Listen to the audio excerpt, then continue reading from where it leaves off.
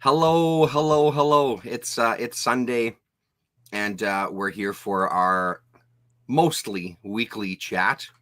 I'm here with Rasa. That's your name. Yes, that's right. I'm here with Excuse me. Rasa, of course. Welcome. How are you? Welcome to me.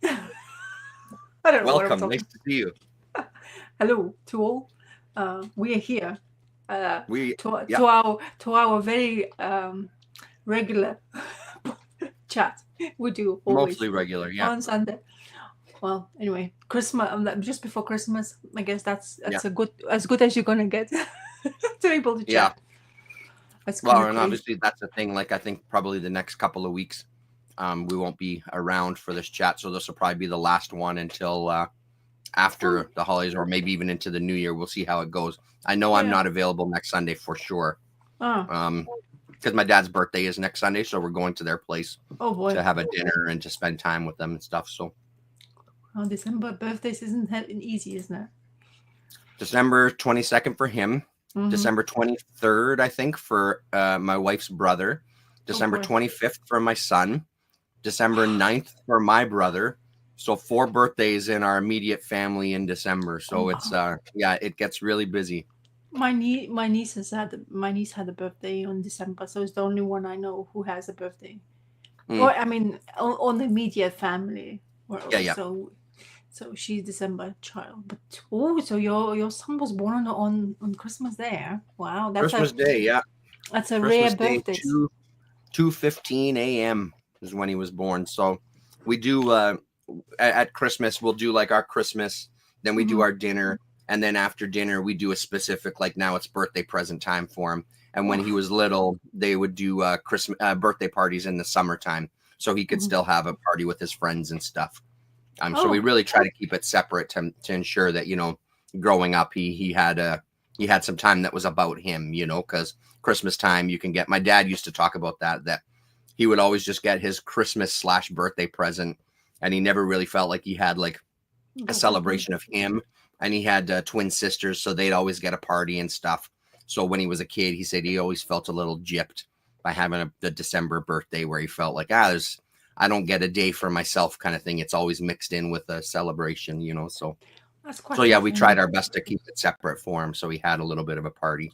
Well, it's not a gem when you have a birthday which is after Christmas and everybody don't give a rat's ass about celebrations and they like, oh fuck it, Mhm. we don't want to celebrate your kind of birthday kind of thing.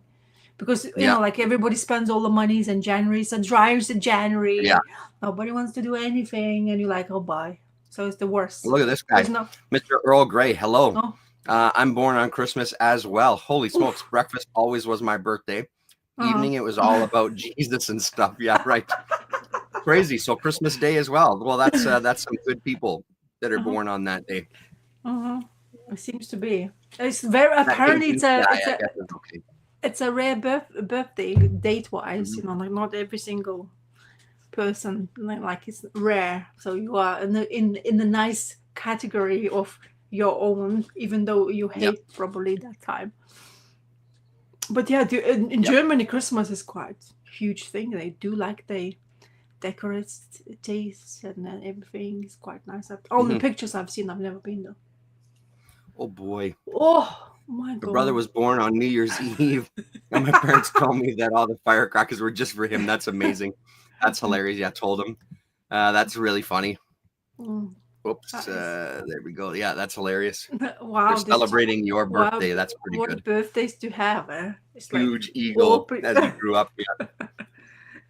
or at least it's good that he wasn't afraid of firecrackers outside then. Yeah, right. Because there's some people who doesn't really enjoy them. I remember seeing like waiting for New Year's Eve quite eagerly all the time, and I used to like make sure like I would wake up, like be awake until that time. Now, honestly, if I survive after 12, I'm already celebrating. Yeah, right. but but now I don't really.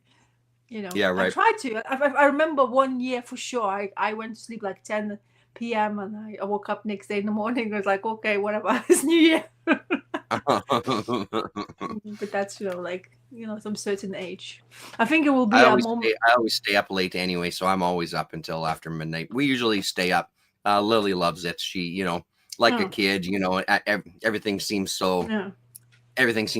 much more exciting when it's that late. It's like, oh my god, I stayed up until midnight. It's a real Oh. thrill. So yeah. I don't think me and my husband want to tempt our luck with Ruckus being awake at Hmm. that time because he goes crazy next day. I mean, we pay for it next day Right. most of the time. Yeah, yeah, yeah. But I will see if there will be a time when he's gonna demand it. So I guess we're gonna have to do the same thing and stay awake. Yeah. But honestly, in a small village, there's a couple of things, the firecrackers, but not as crazy. I used to live in London where you couldn't like for half an hour you just boom, boom, bombardment everywhere, and Mm-hmm. then like you just absolute non-stop, and you were like you kind of get sick of it after 10 minutes, and you're like, okay, that's enough. If 10 minutes has passed, that surely is enough. And then you can hear another session like goes absolutely crazy. This guy that we work with, he works with a local company. They're called Archangel Fireworks, and they do hello Bumble. What's your Mm. thoughts on all these drones? I blame Canada. Yeah, I mean, there's something going on. I would blame Canada too. That's probably a safe bet. Mm. Um, so this guy we know works for Archangel, and then they do these fireworks shows. So he'll help out sometimes when there's no work. So he did the New Year's one, helped them set up.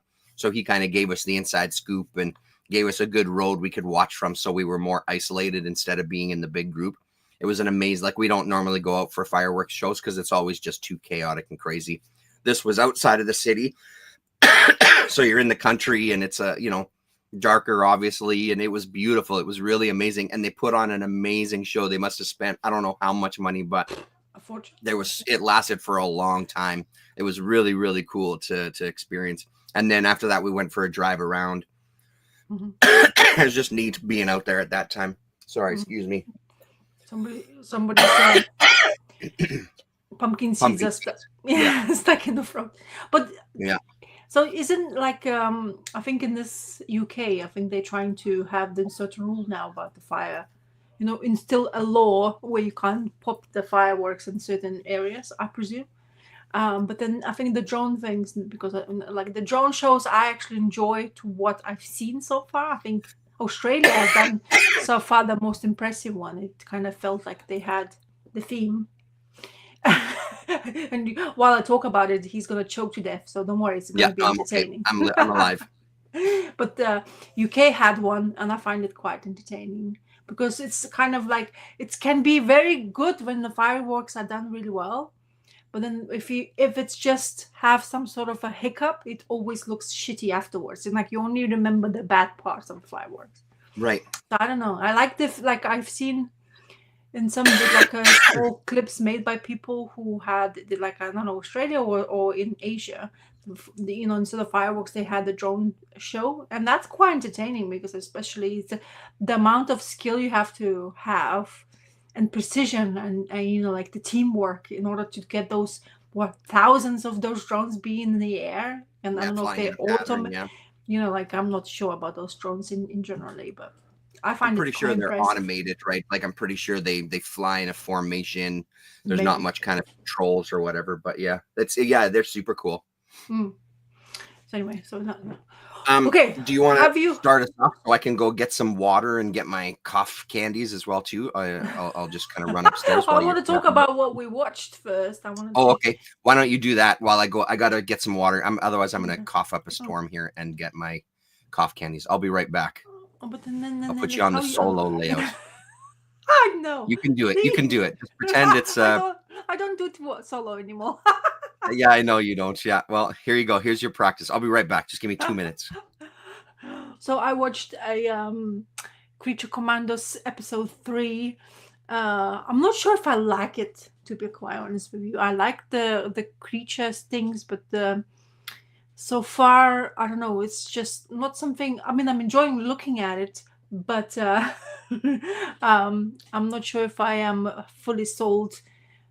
Kind of like if it's necessary to be on air in my mind. So if you're not aware, James Gunn created this. Well, he's taking over DC's universe when it comes to I guess the supposed they filmed and an animated series um, and he is in charge of all that kind of part of it, DC's universe. And the first thing iteration will be that Creature Commandos TV series is animated. I love the animation part of DC or Warner Bros, whatever you want to call that. But this series is so wacky and kind of out of it so far. There's some sort of cohesion and understanding the plot lines. Of course, you have a misfit, and you have one guy, kind of like G.I. Joe type of a dude, who's in charge of them, and they're going to save the queen down in this corner, sort of like Latveria type of the place, middle of Eastern Europe. And there's these people Creature who, Commandos. yeah. So I watched the third episode now. And Nice. everything. So the second episode was the biggest action, where you kind of the Bride of Frankenstein. You all went into this place where she became what you wanted, and where she basically her origin story. Okay. And of course the origin story, as we can clearly kind of understand, if you have aware of any Frankenstein and Frankenstein's bride, is basically the same story. He wants to have a bride. He's telling his master, it's not fair, I can't be alone, I need a bride. And then he creates this female, which is stupendous. I found out who is the voice of her, of the voice actress, and I love her skill of acting when she does UK based TV shows, usually detective kind of stuff. She's really good. I'm sorry, I'm not gonna say her name because I don't remember, because we're live. But just, if you would put cast of the Creature Commandos, you probably will be aware of it. And then sorry, the Bride of Frankenstein, you said? Yeah. Indira Varma. Yes, she's in Indian. I don't recognize her face. Origin. She's if you watch some of the TV shows of UK based TV shows, especially BBC STEM, I think you will see. Have you seen her? She's a really good actress as herself. As a voice, she has that very nice deep voice, which really lends itself for the Bride of Frankenstein kind of thing. Anyway, it suits her plenty, and her origin story was great. So now the third episode was all about absolutely like murder, like, because G.I. Joe Robot is in there, and G.I. Joe Robot is all about killing Nazis. The only thing he asks for, are you a Nazi? And I'm going to shoot you. And he doesn't have no kind of ways of understanding that it's a good thing or bad thing. As long as you're Nazi, you die. Because he was made in that time and era with Sergeant Rock. So now there's this conspiracy now. So Sergeant Rock, like people are finding all this kind of like ideas what they're watching and animated, whatever, when it comes to comic books. So Sergeant Rock is thinking that he's going to be having his first appearance, because he had such a prominent role in this one episode to introduce our G.I. Robot. And then his first appearance, I looked it up, or like on Google, because I'm so curious about it. So he came out on that Qbert era. I think you were collecting it, so you're well aware of Sergeant Rock, I presume. I wasn't collecting Sergeant Rock. I know who it is, but I never collected Sergeant Rock. No, I was the Losers is what I was collecting. And then our Fighting Forces was the comic featuring the Losers. Yeah, so his first appearance is like kind of old, like it's basically such a rare, because it wasn't as popular, because I guess it was in that time, maybe it was popular, but throughout the times nobody kind of wanted like an army-based interest in the comic book, so it's a rare thing. So everybody's now speculating this is gonna go hot, blah blah blah. Anyway, but this third episode was still okay, but nothing really. I don't have investment in it. It's entertainment, sure, a bit bloody entertainment. And oh really? Oh, it doesn't pull punches. It's not for kids. Definitely not. It's like it goes like when the G.I. Robot starts shooting, you see any part of the body, like an eye pops out of the head, the limbs are flying throughout all corners of the the earth. So it's a bit too much in that sense. So because it has this, they're trying to be funny / kind of gory / kind of like, I don't know what else there is, but then that combination not always sells for me. I find it kind of not hilarious when I see limbs flying around, even though it's an animation. Yeah. But you have to hit the right notes in the right moment, where it kind of makes it sense why they kind of like doing that. But still, to this point, after 3 episodes, I'm not really invested in any character whatsoever. The Weasel guy, absolutely disgusting me. He is Really? so gross, and he is like he's supposed to be like that, like he's Okay. Okay. absolute pure animal. There's nothing in it, like kind of thing. If he wants to kill, he will kill and rip you apart to shreds. And it's kind of like I don't know if that's too much gross for me. So maybe that's why I'm getting distracted rather than seeing the story. So Hmm. so far it's not like it was very interesting because of the characters they had picked to do the series, because you don't usually get that kind of limelight for the characters like these. And that's I think we probably will have people asking or wanting more of that. But for me so far, I'm not sure if I want, like I'm gonna go crazy look for it and eagerly waiting for the next episode. Hmm. Hmm. Whereas I watched oh yeah, go on, you will read this one. No, I was just gonna say, Bumble is saying here, you guys ever get into any Jerry Anderson shows? My favorite was Stingray and Terrorhawks, Captain Scarlet. I know, like I had to Ah, look it up just to make sure it was the same person. Like I know Thunderbirds. yeah. I was never huge into those shows. Mm, I do know about them, but I never mm, really got into them in any sort of depth yeah. or anything. So, I know of them either, but I'm not even also hasn't mhm. been like something I really wanted to. But now I wanted to talk about another show called Arcadia. Is it Mm, Arcadia?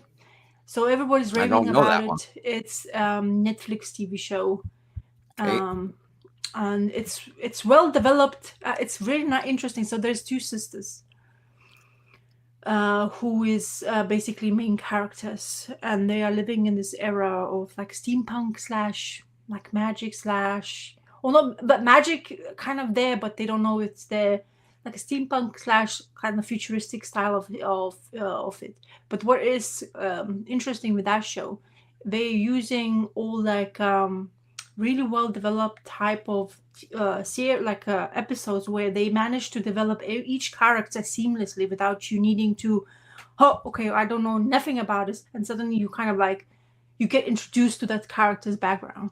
And it's that kind of way of storytelling really I guess that's why it's so popular, because Hmm. seemingly everybody gets all attention, like your the queers gets attention, your whatever you feel like how she or he or it you can call yourself. But then it's become so seamlessly in that world that you don't question it. Is it forced to be there? It's just the characters are chosen so well to partake that makes it much more interesting to watch. I have not finished it yet. There's 2 seasons of it. I watched first season. I absolutely loved it.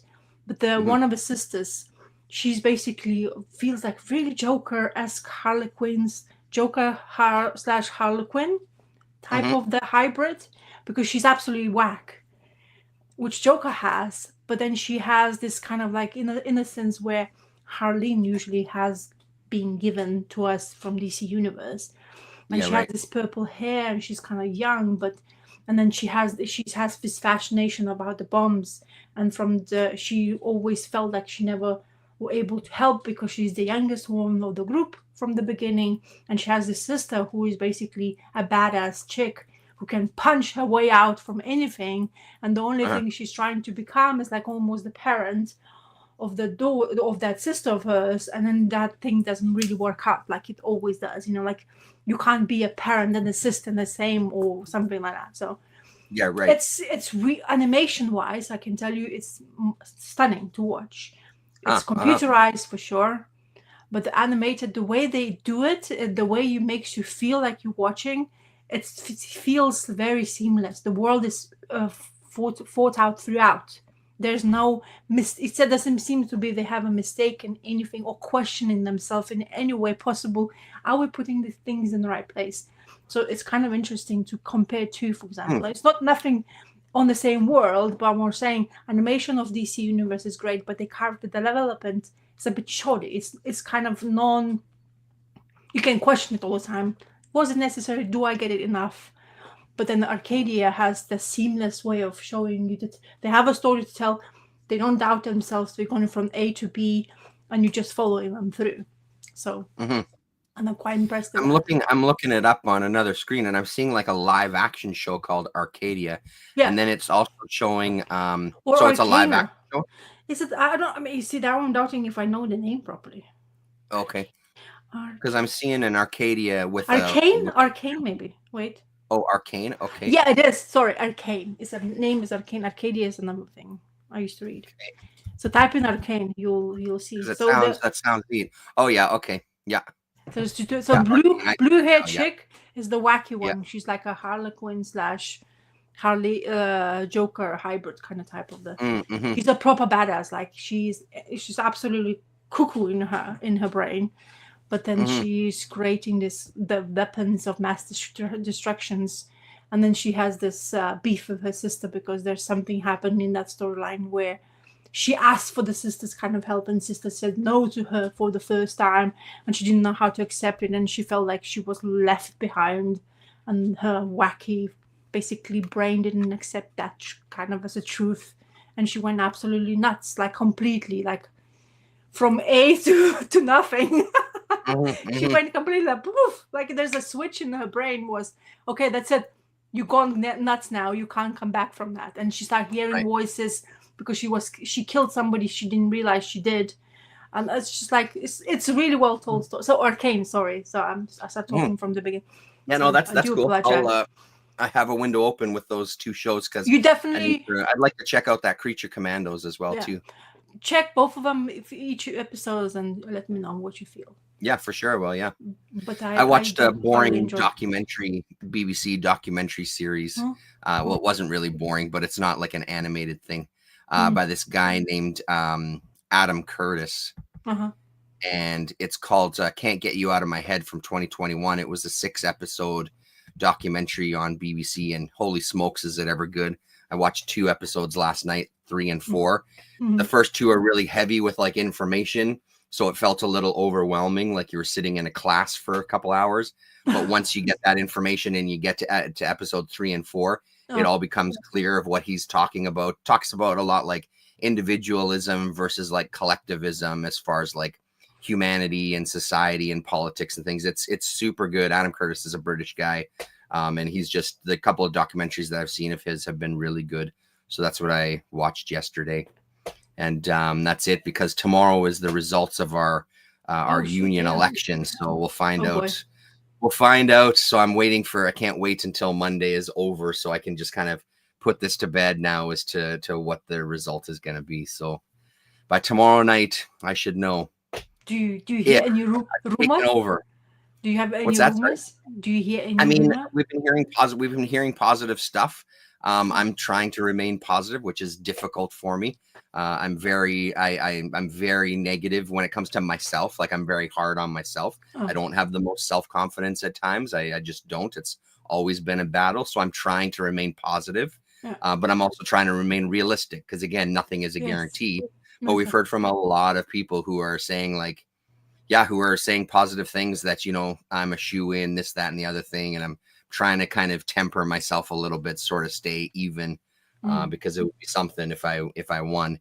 I'm ready to work at this point, though. Like, if I won, I know the emails I'm sending out on Tuesday to get information and start working. I'm kind of excited about it, to be honest. So, but yeah, so trying to remain positive, but we'll see. Okay.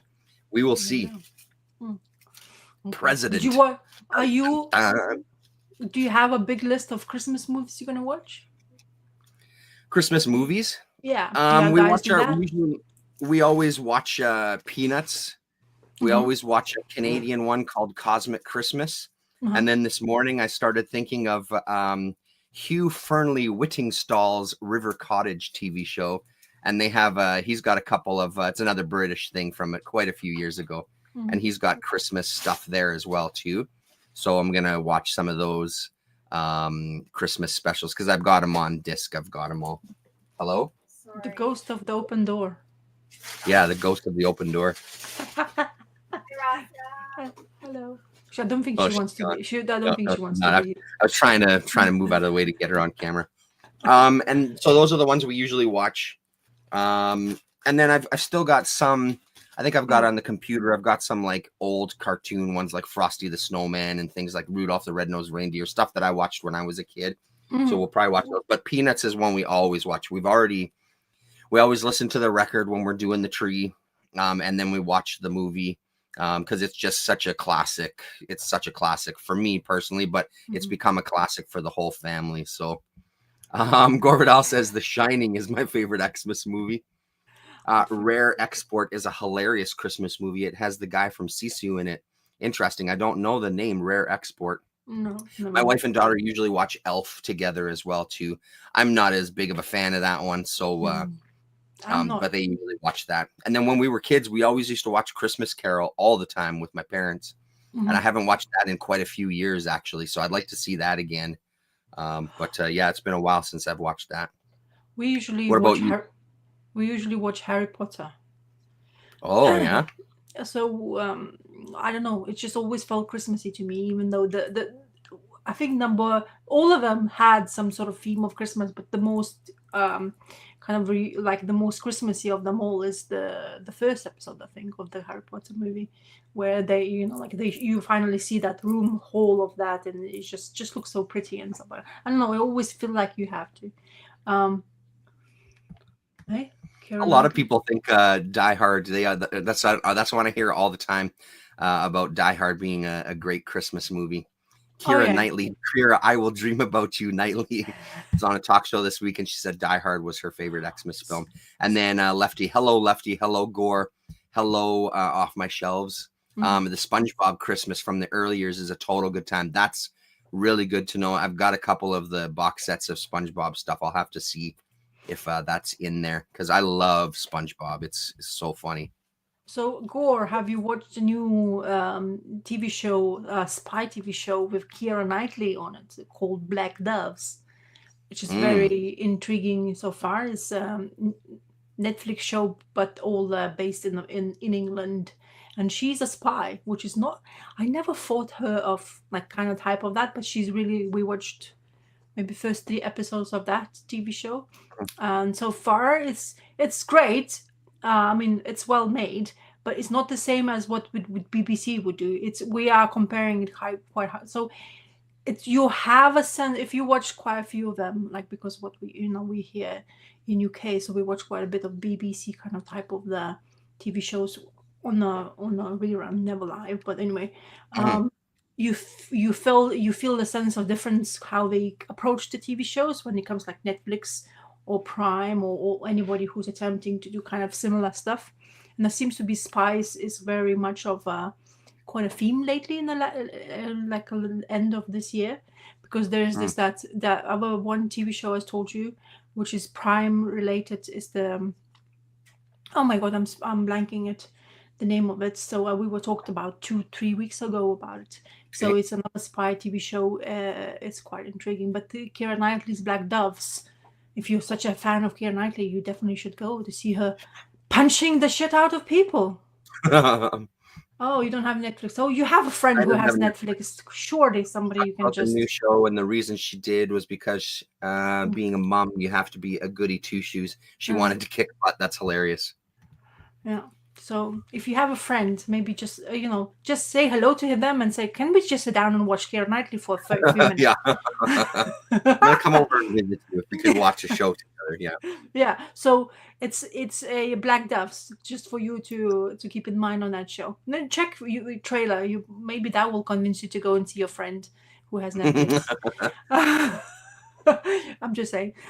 So yeah, it's intriguing so far. I've not finished it yet because my son today decided to watch Grinch, which is not something he wanted to watch last year, but this year he was extremely keen. So he watched the Grinch animated one, not the movie, Yeah, and he was giggling throughout. the And one is so apparently it good. was a score for him, so he absolutely Yeah, loved it because all it's great. his, I think because all his classmates are wearing all Grinch stuff, and he's like, "What is this all about?" I guess. Hmm. Well, there you go. Maybe that will be just bring a bottle. It should be fine. This will be like a cost of half of the amount of the Netflix subscription for you. So Yeah. anyway, So yeah, it's one thing to be kind of weird because I don't see like everybody did, like Love Actually is the Christmas movie everywhere. If you are Mm-hmm. at least a Keira Knightley's fan, and so everybody's just oh my god, like, it's not really a Christmas movie, but hey, they have Christmas in there, so everybody's watching it just before. Mm-hmm. Oh, so Wicked. I don't know Yeah, if I Wicked. want. Yeah, Lillian went to see it Oh, did with she? a friend of hers on her birthday. Yeah, she loved it. She said it was great. Oh, My okay. son and his girlfriend went to see it because Oh, his girlfriend is a huge fan of Wicked. Her okay. mom actually saw it in San Francisco when it first kind of came out with the original cast, Oh, wow. and absolutely loved it. Like they're big musical fans Hmm. on that side of their family there. I So think I yeah. used. I think I used to be a fan, but now I'm not. I don't have Mm, patience anymore. I don't. If it's animated, I have enough patience on that front. If it's not animated anymore, I used to be like in my when I was growing up. Sound of Music used to be before Christmas movie of theme in on the live TV when I was growing up, and it used to be like 2 days you spend watching that, and I used to absolutely love it. And there was the time when I was here, I was trying to do kind of the same rhythm. I kind of wanted my brain was saying you should watch Sound of the Music now. I watched it like about 2 3 years ago. I could not finish like half of it. I just beginning of it and I switched it off. I was like, I can't take it anymore. It's uh-huh. just too long. It's just so long. It's 3 hours, more than 3 hours, 3.5 hours of that supposed one movie. It's just Yeah, so I guess I am out of it. yeah, right. BBC's mini series of Dr. Zhivago ending is even more wonderfully painful than the film and the book. You'll Mhm. cry at the end. It's fantastic. Cool. That's good to know. I've never seen the BBC Dr. Zhivago. I'm not the biggest fan of Kira, to be honest. So sorry, Mm, Gorviel. So I'm not. I mean, I enjoy what I watched with her. I watched Love Actually when I was coming out, and we were talking about. I guess I wanted to see it, and I okay with it. And honestly, I mm, wasn't crazed like I want to watch it every Christmas. But yeah, right. so the Harry Potter, and I want to watch Polar Express. I absolutely love that one. Mm-hmm, It's another animated one which I absolutely adore to watch, and I mm-hmm. find it is very heartfelt stuff. It really pulls my heartstrings, especially with that kid who is basically so shy to talk to anybody, and they pull him in, and he's kind of like always guessing himself and stuff like that. So, and I'm trying to convince my son that's a good Christmas movie, and he's like, no, it's not enough action for him, like a Grinch has. So Yeah, right. Yeah. anyway, okay, let's attempt to Oh, talk about comics now. Yeah. mm-hmm. As I What say, you I got? only have three things to talk about because, as I say, I was because there was Did a you say big three? yeah because there's a big chunk of Oh, one I was I've got four, so that's perfect. okay cool wonderful. So you can so I had to I found I was trying to tidy things up in my realm in here of this comic book named Mayhem a Call, and I decided to read finally uh, to finish this, which I finally collected them all. And Camelot 3000. Uh-huh. So Camelot 3000 is a 12 maxi series from DC Comic Books, which came out in 1982. And they were screaming their heads off at the back of this. There's some lots of extra information which I have not yet fully read because there's quite lots of it. I was just wanting to concentrate on the story itself. They were screaming about how proud they are of this maxi series because of the paper they have chosen, and they were very specific about it. It's called 45-pound Baxter paper, which they are finding it is actually extremely good for printing. Durability, as you can clearly see, it's actually really durable. For age of this book, it doesn't seem like those older things. It does color a little bit, but yeah, it's. I purchased it because of Brian Bond, because of his prowess in the comic books realms. Of course, he started in 2000 AD, but I heard about this one. It's kind of magical realm. I don't find that really difficult to read. As actually, I find it quite entertaining. But I find it a really extremely hard time to get hold of these 12 issues. I guess it's every single time the Killing of a Joe comes out. this series shots up in the price. I'm just going to show you the covers before I attempt to. So number 3, all of them done by him. He has the color, the Inca. Apparently, everybody's saying that it's very fine Inca chosen because it because it has such a clean style art. It would be quite a miss if he didn't have enough of the good Inca working with him. Do you see the cover? The famous DC covers, who is carrying somebody dying or dead? Always, yeah, the most used image ever. It probably, Yeah, hey? yeah. So I was like, kind of having a giggle. So it's very, as I say, very difficult to get hold of all of them. For 12, I had the most hardest time, and then basically I kind of double dipped in order to collect them all. Do you have any of this, Terrence? I do not. No, I know about it, but I don't have any of them. Oh, so I'm But gonna I have heard about it. I'm gonna send you first 5 issues of it, so your way. Sweet. So you can have it for yourself. Anyway, so this was on my list to read for a hell of a long time. It's been since I've been reading comic books for maybe a decade, a bit more than a decade, and I haven't still finished. Like I never finished it. So, when I was cleaning up, I found these issues lying somewhere where you're not supposed to be, and I was like, okay, cool, maybe it's my time to do that. Yeah, that was my introduction to Poland. That's nice. That's a good way. Judge Dredd has always been the number one go-to. Not the Judge Dredd, but Javaz AD is the way he's basically got his being famous from, or his name out, and then he famously did the Killing Joke, and then that's just shot him to a stratosphere. So the story starts with this year 3000, where alien species has entered the Earth. In England, this mass destruction of them, attacking them for no reason, they're killing them to no avail. And we're having this main character, Tom. We're following him through this whole series where he's basically in here going to France, because apparently there's the only place so far, part of England, which is kind of not the only place, but the closest place where they can escape. And then his escape was ended quite quickly, and he lost his parents while doing so, and somehow ended up going into Glastonbury, the famous Glastonbury land, where they have the famous overpriced music festival, which shoots up in price every year, and even more outrageously for the last one. And you can't even, where you have half an hour to buy tickets. I don't know if you know what I'm talking about. It doesn't matter. We talk about the comics because it sells out that quickly. Hey.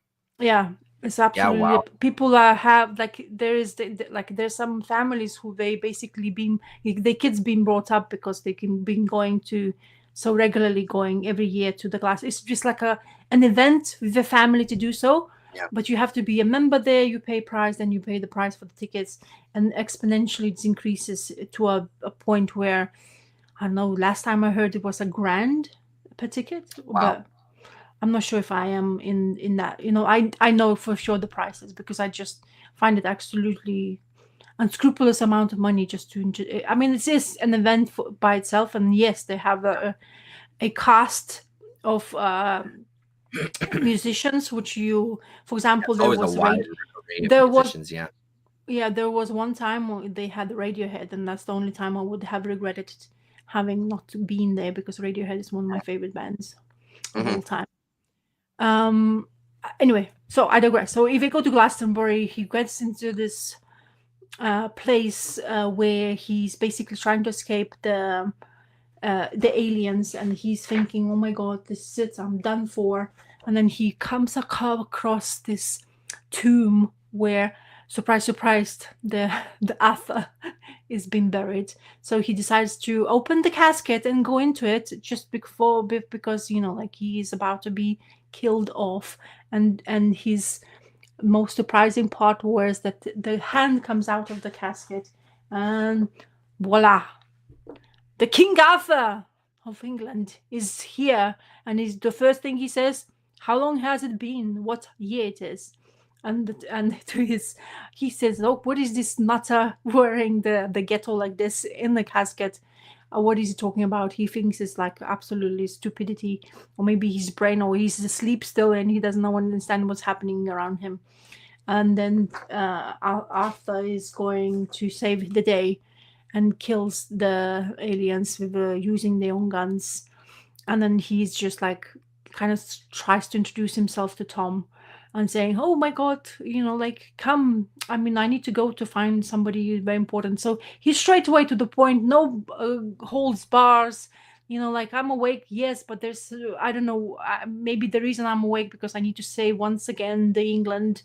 And in that sense, he tells the Tom that he needs to go and find his one and only visit. So that's what they're doing. On the path, they find the aliens' ship, and they get to the place of those. Guess what? Stonehenge.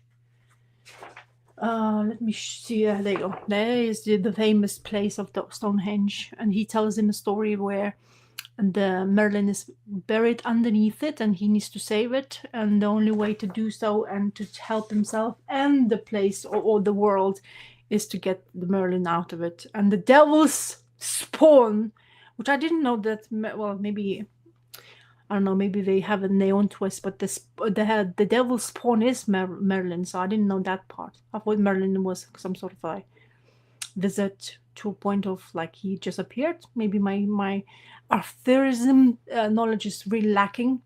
Only this is going to be in my brain from now on because I read it. But anyway, so Merlin comes into his.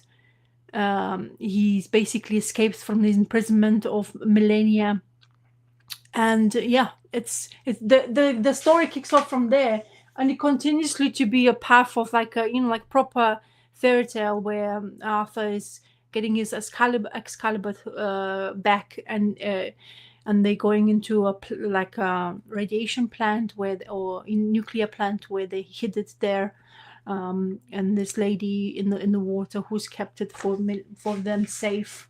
And they are basically trying to find out who's behind it. And throughout the issues, his realm of Round Table comes into helping point, and to some surprises, the characters who on the Night's Wave previously were alive and now reincarnated are some of them not what they used to be. Like one of the most one of the knights wasn't a male anymore. I'll show you too who it is. Oh, first of all, there's a future kiss of Guinevere, his queen, who is a lady who is one of the soldiers of the army she was part of, and she is reincarnated. So basically what happened is Merlin has cast a spell on his Excalibur, and each the minute Arthur touched Excalibur, all the essences of realm of Round Table knights basically start shooting up into the people who they were actually. They are reincarnations and gain them memories back. So yeah, it's kind of interesting because that female who is became a knight. Well, she's a knight, but she's a female. She basically is the main source of like despair in this book. To be honest, we follow her absolute disgrace. She's like, I'm in the body of the wrong person. I want to see, where is she? Come on, she watch it. Oh, there you go. So Tristan is a female instead of a man. And yeah, so she's like absolutely disgusted by that idea of being a female. She wants to be a male. She has to be a male. She doesn't understand the cruelty. How can she be reincarnated into this crazy female body? And this a guy who she's supposed to marry became a kind of like a weapon in order to destroy the ability to basically to save the Earth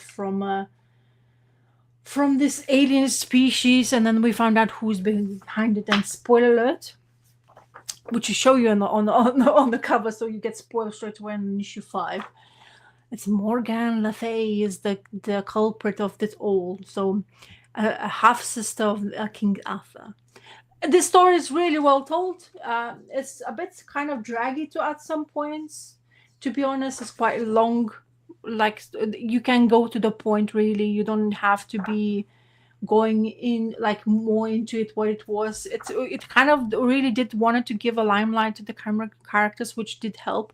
But maybe because it's the way it was written, I honestly felt like they could have chopped the line for less of the issues. Hmm. But I thoroughly enjoyed it. I mean, this art is as to each page is just as clean as it other page will be. There's more intensity into it. I like his personalities, has driven them.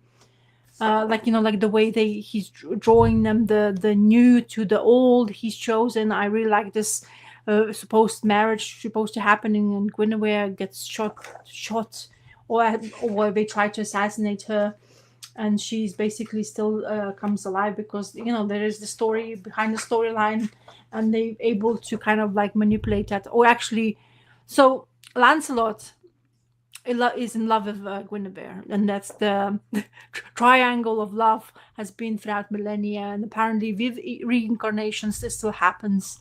So because of he willed her basically to live again, so she gets shot. Everybody's crying their eyes out, almost building the funeral for her, and he basically cries to her side, and she wakes up.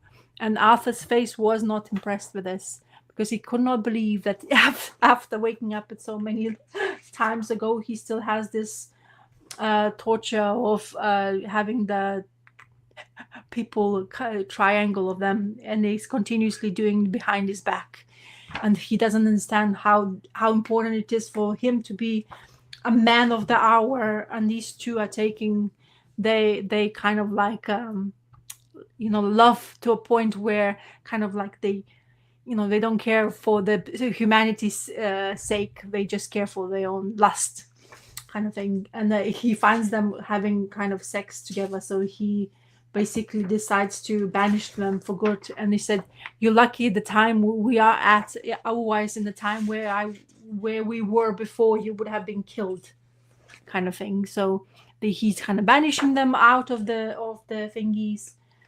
And then yeah, it's just I'm honestly entertaining read throughout. I can't fault it. It is feels aged kind of maybe a little bit, but it's as entertaining as it can be from 1982, with a spectacular work throughout this. But some people, I don't know if every single person is a fan of Bolland, but honestly seeing him work at what he does, it's just seamless, to be quite honest with you. I Yeah, don't it's so clean. Yeah. maybe it's too perfect. Maybe what people find that would be a little bit too much because these too realistic faces and all that Mm. stuff. But honestly, there's no mistakenness. It's like, his faces look exactly from page to page. Each character has his own ways of look. Yes, there's certain ways. So there's a certain way. Some of the characters, the way they look in the right angle, you almost kind of see the Joker from some of them. Mm-hmm. So you can't mistake that part of it. But Arthur's look is spectacular, honestly, and he has all this Lancelots and all that, all these round table knights to help him through. And of course, you have right. I'm gonna skip right to the end, but you do have this great big battle, and it comes to fruition to some point. Like there's a reward at the end of it, but I just really like the way kind of it's formed. I don't know if it's like a most like I expect it to be like this. It did happen. What only thing will surprise you probably is who is not perishing in the last ends of it. Even the Tristan, she's like so she has this deal with Morgan Le Fay. I'm gonna spoil it. So she's tormented by having the girl's body, even though everything like Tom is lusting over her throughout the whole 12 issues. He's absolutely like, how dare you say that you don't like yourself in this female's body? Like I could just have you right now, right then. And she's like, no, but I hate being a female. I need to be a man. And I used to love this female Isol. I don't know how to pronounce her name. Isolda or something like that. And then I want to be a man for her, not a female kind of thing. And he's like trying to still convince her. She makes this deal with Morgan Le Fay to basically be a thorn in these plans to destroy them.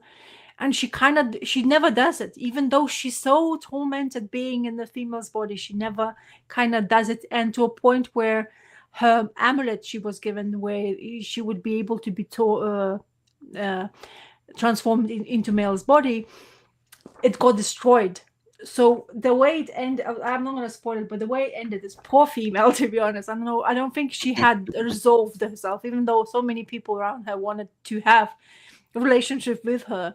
So anyway, so it's fantastic little, honestly, 12 issues.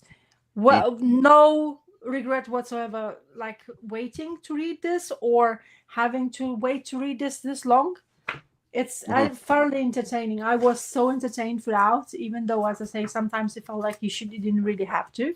But it's an experience by itself, and knowing that DC actually even had this, and there's plenty of information they were talking about to people to write in and saying, please help us, blah blah blah, or write this thing so we can continue doing this kind of thing. And a lot of them had really good things to say about it. So I wonder how it actually was when it was coming out. Was it because it did increase by $1.25 by the end of it? So it was starting with $1 and then ended up with $1.25. So I wonder how the maxi series never the cheapest ones, like they were like specially made, and those 12 issues, blah blah blah. But honestly, and sorry, you said it started coming out in 82. Is that what you said? Yeah, 82. Yeah. And then did they end it? 84. So it took them 2 years. Well, I don't know how that works. It says a year of it was supposed to come out monthly. I wonder if it actually managed to go monthly, or did they? Yeah. Anyway, but it's honestly, it's really kind of interesting to see how it. It even says the April 85 is the last issue came out. Oh, they took them a whole year to release 12 issue. Oh my. Because 11 issue July 1984. Oh wow! And then 12 is April 85. I hope that's wrong. Yeah, I wow. hope people didn't. Wow, if they had to wait a whole year for the conclusion. Ouchie, ouchie. That's quite a lot, and probably wasn't really giving them that much. But it's, as I say, I'm finally have that itch scratch now, so I'm okay. Bolland is I'm absolutely admiring him as a artist to have the ability to be this precise, and having those panels never be like like one color, but backgrounds are as busy as you can see. Like they all busy like things. It's been colored really well. The creative team stayed throughout, I think. Mike W. Barr is the writer, co-creator. Brian Bold was there from the end, but I think the way it started. It's Bruce Patterson's is the inker, so everybody was praising him for doing such a good job. Len Wein was doing the editorial things, and John Costanza was a letterer, and Tatiana Wood was colorist. So yeah, and they had quite a few explanation about authorisms and how they picked. There's extras in here which I have not even dwelled into that much, because I just, as I say, I wanted to read the storyline. But it's so rewarding when you do read something you've been collecting for so long as time, but you have from the beginning till the end, which many comic books we collect don't really have that. That's the worst part of the comic books in generally. So I was, and even they were telling us in the back issue, saying you will get the beginning and the end, which you don't usually have in comic books, because your main superheroes will never have the ending, because they have to continue with whatever stories they have will continue them. But it's just quite interesting to that DC that went into that kind of part of the things, and they wanted to tell the story of this, especially like kind of bizarre, like how many people were caring of that kind of storyline generally. It would be interesting to hear the people see if they have collected that from the beginning and what their impressions was on that. But for me, I finally having whole 12 issues, it's a relief I've done it. Yeah, right. Just hit some of the comments here. So Gore is saying that Camelot 3000, to my dismay, is usually in dollar bins, and the Yes. trade has been sitting at my shop for over a year. He liked the series. Uh-huh. Arthurian legend had reemerged in popular culture with the film Excalibur at the time, which I was fortunate enough to see at HBO. Donald Rex is here. Hello, Donald Rex. He found a couple of books at the flea market, including a Golden Age book called Ozark Ike #1, which seems kind of crazy to me to find a Golden Age book at a flea market. And he was saying that it's in beautiful condition, and I got it cheap. It wasn't a Marvel comic, so they didn't know or care what it was. I mean, that's the greatest way to get in there. Damien is here. Hello. Paulo Costa is here. Hello.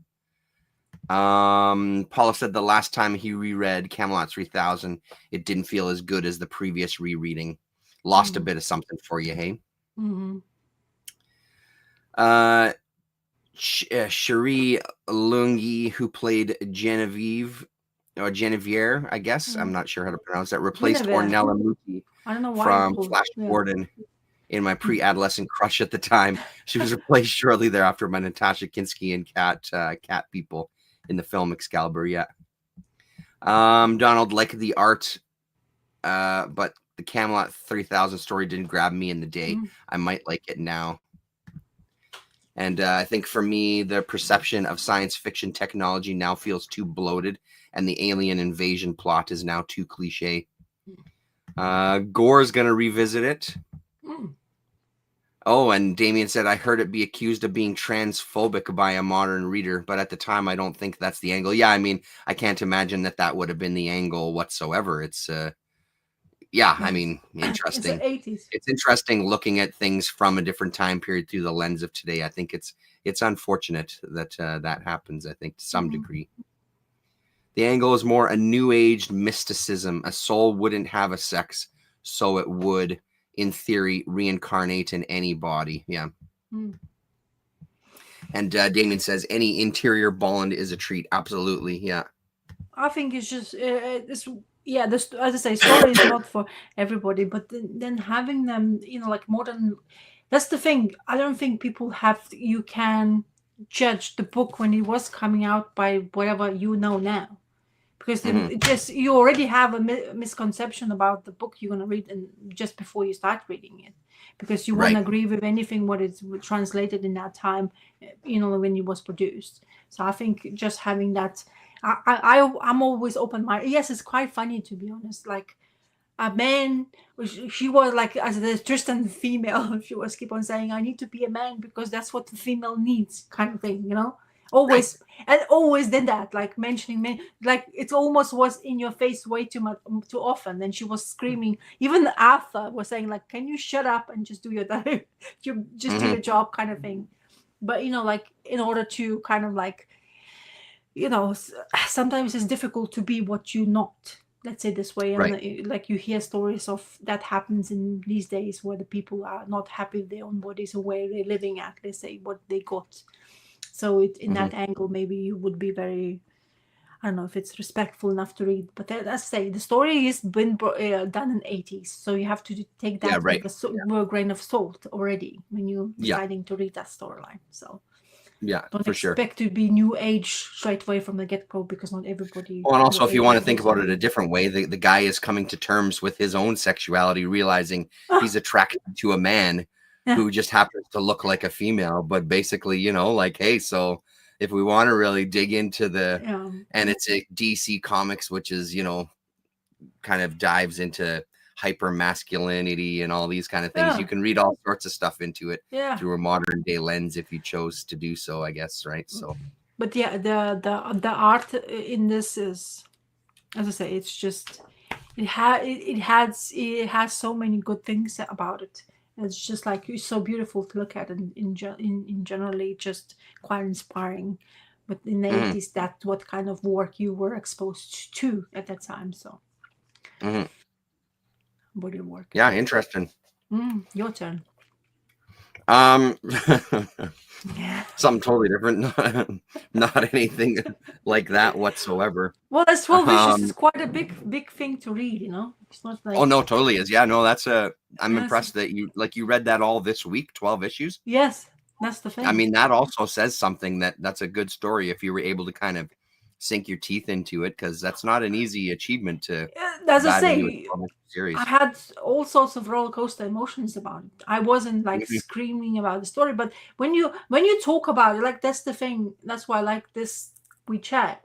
So Mhm. when you read, you have your own perception to what you liked it or didn't like it, and then you start Yeah. telling people what you read and what your experience is like, and suddenly your brain starts saying, "Oh, actually, it doesn't sound so bad." What in that Yeah. Yeah. moments Yeah. when I was thinking about. So that's the whole Hmm. thing about comics. Sometimes it just changes your mind Totally. in an instant. Yeah, absolutely. Talking about it afterwards, I think really adds Hmm. to the enjoyment of it. A lot So for me. Yeah. yeah, I finally read the new Jasper Jubenville comic, Mm. Dynamite Diva. It's Oh. issue number 4. So this is Mhm. one that he's a Canadian cartoonist. I've got the collection of the first 3 issues. He's a huge Chester Gould fan, and you can see that a lot. There's a lot of kind of like Dick Tracy type of Oh. style in this, and he puts out this kind of thicker edition. So I had pre-ordered this, and because he had so many pre-orders, he threw in an extra little zine that has kind of photos and some like sketches and things and page layouts and stuff. So that's kind of a nice little bonus to have in there. Mhm. I think I thought about this one exactly what I thought about the first one. It did take me a little bit to get into it, but once I got into it, I really enjoy his stuff in a completely different way than like this is like a exploitation movie of the 70s put into comic book form. It's gorgeous, gorgeous art. First of all, it's gorgeous black and white art. The story is just so wild and over the top. It's filled with sex and violence. Dynamite Diva is a pretty kick-ass female lead character. Very stylish with her eye patch and everything. It's such he's such a fun cartoonist. It's a really, really good book. This one really gets into some weird, kinky sex stuff. This kind of serial killer. It's sort of, if you've seen Tarantino's Death Proof movie, Mhm. it's kind of along the lines of that. He's a cab driver, and Oh. he has this voices that have been talking to him since he was Oh a boy. small child, and they're now embodied in the car. And he goes and uses kind of the vehicle as a weapon to kill people, kill Oh women boy. specifically. Dynamite Diva gets involved with it because one of the first people that he kills is this woman that she was kind of partying with and had a moment with an attraction, and she gets hit by he ends up the cab. She takes a cab. It's our kind of main villain cab driver, who's driving around in his underwear and kind of always has a boner.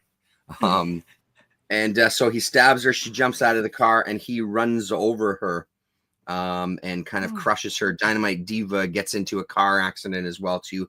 Ends up in the hospital. So there's kind of the scene where he kind of runs her over, crushes her head under the tire. And it just kind of just gets bonkers and more bonkers from there. But the thing about it was that in true kind of exploitation film fashion, the our main character, our main heroine, isn't that heroic either. She ends up knocking a bunch of people off as well too during throughout the story. And then we also get these moments of let's see if I can find one here where we get kind of a break from the story and we get like old ads. There's news of a Dynamite Diva movie being filmed. It's all, none of it is true. It sort of kind of breaks up the story a little bit, so you get more of that pulpy old 70s cinema kind of experience. Recreate some old ads and things, and then you jump kind of back into the story as well. But I mean, the detail, he gets his cab outfitted with a more modern engine and rolling cage and stuff like this. The detail is really beautiful. He's such a good artist. And as we move through, yeah, I mean, it just, like I said, it just gets more and more bonkers as you go through it. Um, and we get some real psychedelic kind of moments too. She finally comes face to face with this creature and enters sort of this other world, and it almost looks like a Godzilla type monster. This Balthazar is what the kind of evil demon creature's name is. So Such a, yeah, he's a very young artist. Yeah, this is a picture of him here. That's him.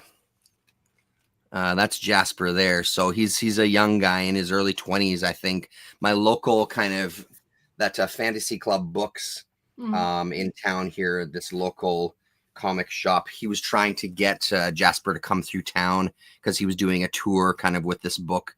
I don't know if anything ever came of that. I never heard if it did, but he'd be a great guy to kind of just meet. But it's so well done. It's beautiful stuff. It's bizarre. It has these real gross out kind of moments, like this guy getting the shit kicked out of him, his head slammed in the trunk of a car, basically.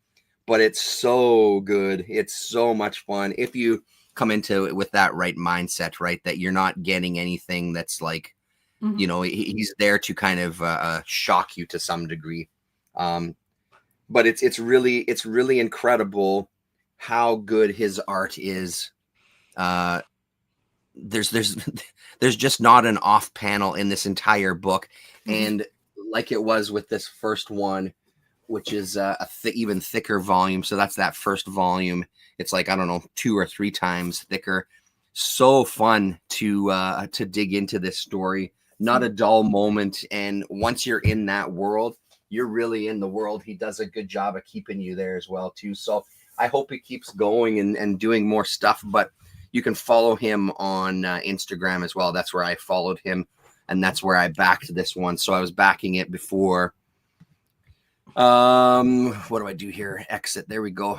Backing it well before it was out. So there was a whole bunch of people that could pre-order directly from him. So you weren't dealing with a third party. You were giving the money directly to the creator.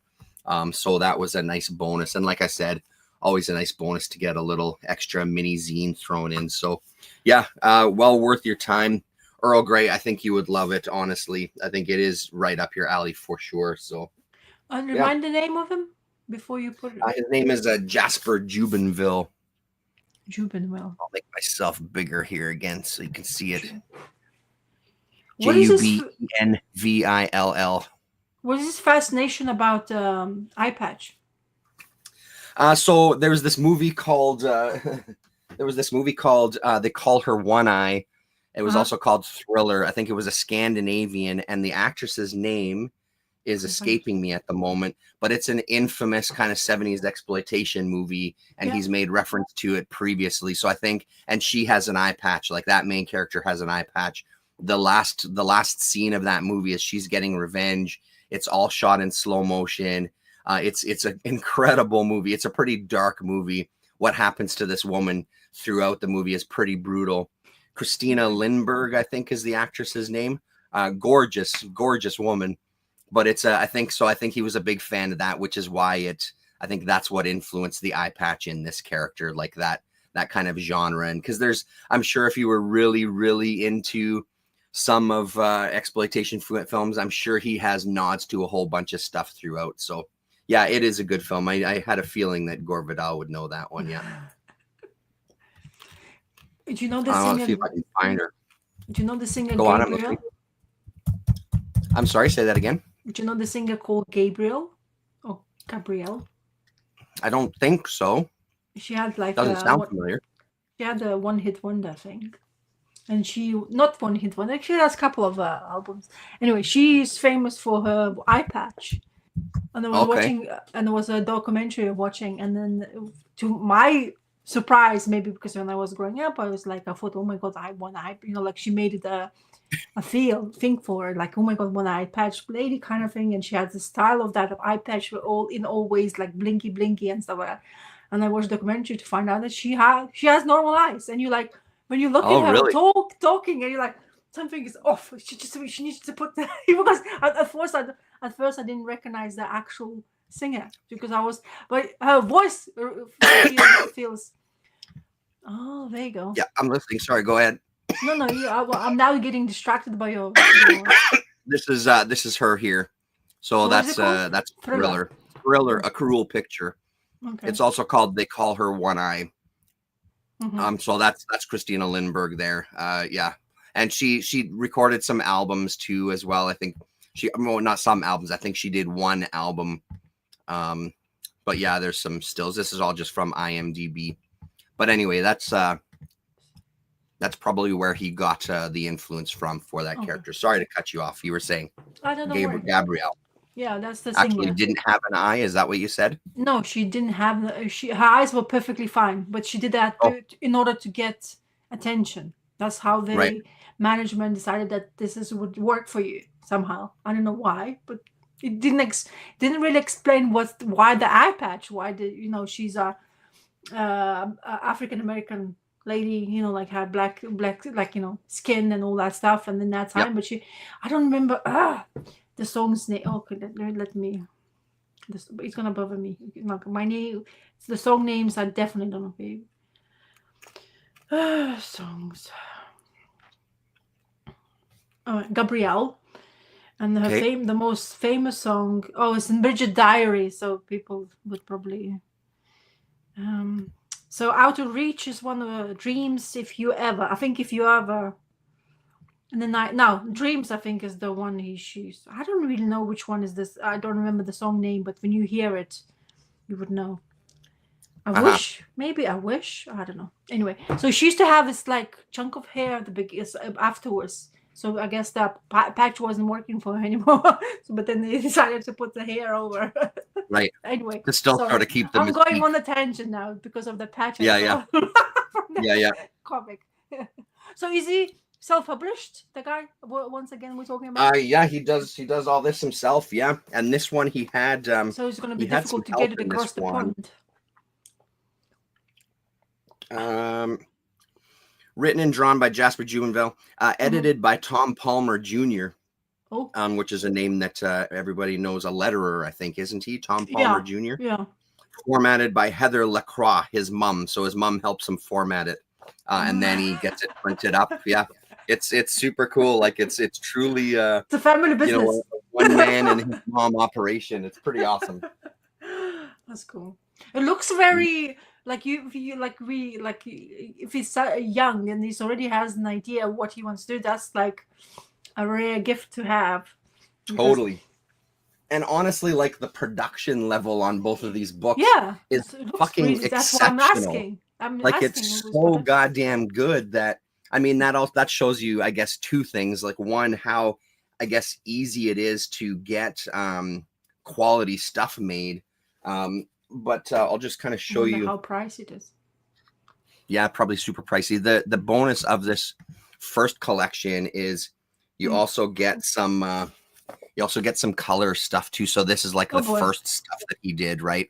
So you also get to see his style develop throughout this. But even right out of the gate, like his style was kind of top notch, like he wasn't messing around. He didn't have a lot of growing to do as far as an artist goes, right? So, but again, the quality of this book is just outstanding. So good for him. And if he's starting at this level, he's only got up to go from there. I'm sure it's only a matter of time before Fantagraphics puts something out by him that collects all of his work. I'm guessing, he feels like he would fit into that underground Fantagraphics line very well. The way she looks, it reminds me of Betty Poop, the character. That just stylistically. There you go. Tom Palmer was one of Marvel's greatest inkers. Think Dracula and Neil Adams X-Men. Okay, there you go. Oh, then it's very good because that's because then you don't muddy the work of the artist. But what they were talking about, Bolin having what is his name now? What is his name? Why I'm just blanking it. Terry Austin embellishing. Anyway, doesn't matter. Yeah, it's very important to have a good English if you're absolutely. Okay, so now what do you got next? Okay, do I go modern or later? I'll leave modern the last. I found this. It's my second. Very kind of no, it's my second copy because I wanted to have I bought this one first, but it has this bad thing happening. There's like almost a hole or there's some watermarks on it, so I bought a better. I don't know why, but I like this Joe Fixit idea. I never read many things of it. I've never read even this issue. When it was famous for itself, by Wolverine has his own sky high famous part of it, where the price of the books are quite crazy. And at the time when I was going to Comic Mart, I was able to find this.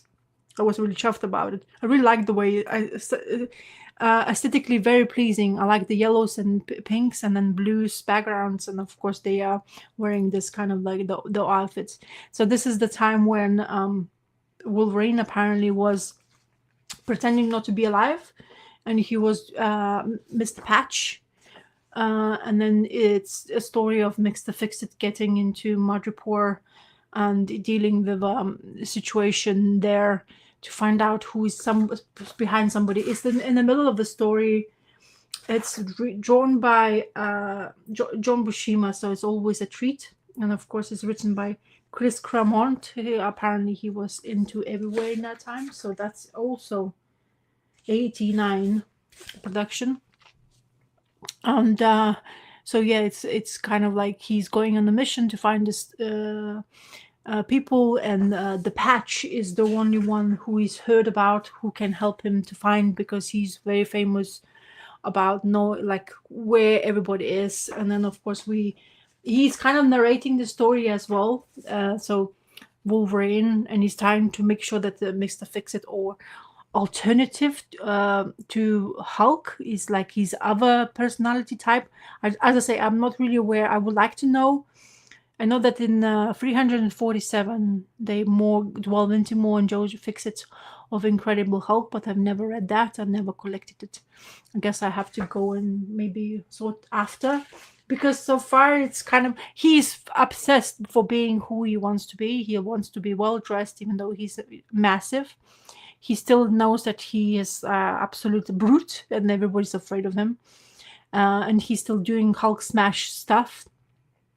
And basically Wolverine has someone, and look, we're talking about patches. I guess is the theme, Terrence. You read about people or girls with patches. I guess I'm reading Wolverine with patches storyline. You're always more badass with an eye patch, I guess. So it's just entertaining read. And look, the advertising DC comic books in Marvel. But anyway, it's just entertaining read. It's where the Hulk doing these situations where Wolverine is using him in order to gain is also advantages in knowing some information.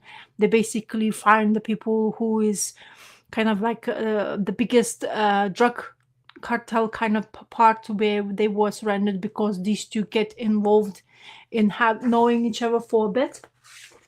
And it seems to be Wolverine still had the last laugh, even though he's basically got absolutely punched out of the lights of it, and he had to pretend to be like in really proper because he doesn't want to disclose that he's alive, Wolverine, so he had to pretend to be kind of in despair.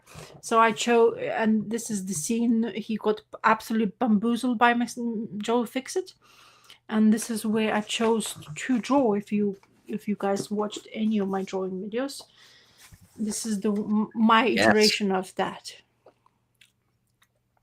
So nice. That's why I did the drawing, because I'm reading this in the earlier days of the week. So yeah, it's always nice to have this kind of like weird action scene angles and stuff, and I like the letters behind, and I guess that's what my thing is lately. If I see something action scene and special letters behind that, so I tend to draw it. And as I say, it's entertaining read, nothing to scream about. It's really, if you want some like action things with John Buscema art and people punching each other to bits, and Wolverine having a last laugh with Joe Fixit, because apparently the gray part of the Hulk appears only when the sun goes down. So he always tries to be in places, like even travels like from destination to destination, and tries to be it has to be at nighttime in order for him to basically have a last laugh. In order to get him really angry, Wolverine kind of like made him have like two females coming into his room, and the wrong time to annoy him even furthermore, because he wasn't Joe Fixit, it was Bruce Banner who had fun, and he doesn't know, and Joe Fixit doesn't have no memory after that. So he got really annoyed because he wakes up in the middle of this room, absolutely messed around the room. Somebody had really good fun with two females, but he didn't. He doesn't remember that, so he got really angry with Wolverine or Patch in that time. So anyway, fun, entertaining read. I could read more of this. If it would make more, like it would make more sense. Maybe there was more story out of it, but there was not. It's just one issue I have. I don't have any. I was never able to get hold of it cheaply. Other issues of Wolverine, and now this issue is mad priced. I guess it's because of Wolverine, and Wolverine always have. But it's like I've seen this one going like for like 100 in a really good nick. That's crazy. That's crazy. Because it's this famous cover all the time out there in the cheap bins, and because that's cover, it always stands out to me. It's not an amazing cover, but yeah, it's crazy. That's insane. Yeah, on eBay I've seen it's like going for 100 at least, if it's like the near mint, those near mint ones, like. Yeah, right. The 9.8 crew. Yes. Paulo does a good thing here. I remember Tom Palmer Jr. from Wizard Magazine. He did the indie comics pages. Of course, that's where I recognize his name. I can't believe that didn't register. The kayfabe guys, when they do their Wizard Magazine coverage, they always talked the Tom Palmer page when he would talk about the indie stuff, and because he turned a lot of people on to a lot of great comics over the years. Of course. Thank you very much for that, Paulo. Well done. So the next one I think that fits really well. I don't know if Earl Grey is here. I believe I heard Mr. Earl Grey talk about this before. I've heard about it. This artist Marty. It's the Cabbie. So on Facebook Marketplace, I'm addicted to Facebook Marketplace. I mostly just browse and I look at things. I don't often get stuff. But there was a listing for 11 graphic novels for $10. And this was the one that was in that pile. They're all, it's all library books that are withdrawn from circulation. So I had to do a little bit of cleanup on the side, which I'm pretty proud of myself. Got the sticky shit off of there. This one's a little bit of damage at the top, but honestly, it's totally fine. So I ended up picking up all of the books. Lillian now has a few of them. There was nothing else really that interested me from that pile other than this one looked kind of intriguing. The cigar that fell in love with a pipe. I don't know the artists or anything, so it looked kind of interesting. So this is one that's on the pile to read from Self-Made Hero publisher. But this one I've heard about before, and I've always wanted to read it. There's 2 volumes that Fantagraphics put out. This one is from 2011.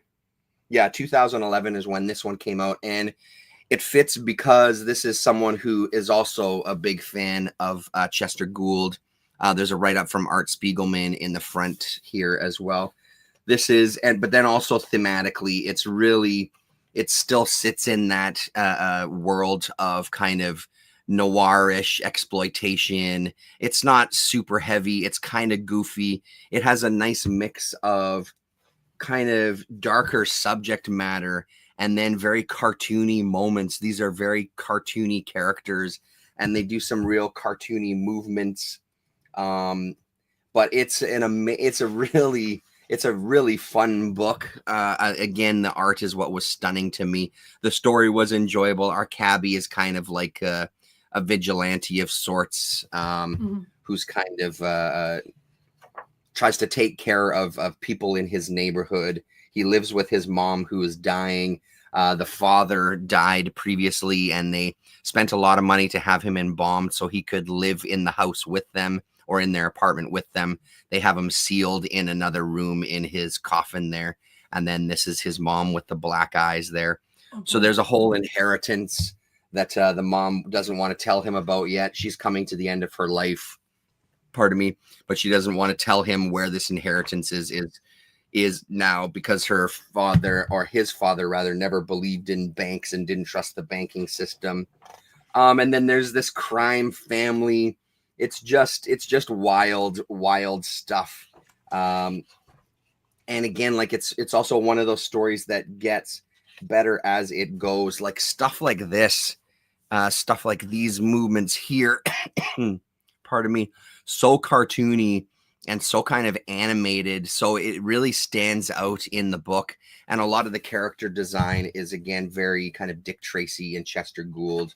I really want to get the second volume of this because I really, really like this.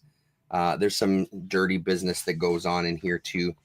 And then when we get kind of to the closer to the end of the story, his style, it doesn't change, but he starts really incorporating lots of silhouettes in these last few pages here, as one of the main villains is kind of entered into a tunnel and trying to escape our cabbie chasing him, and it's handled so well. The silhouetted images are handled so well, and it's the same layout through the whole book. So what is that? 3, 6, 12 panel layout for the entire book.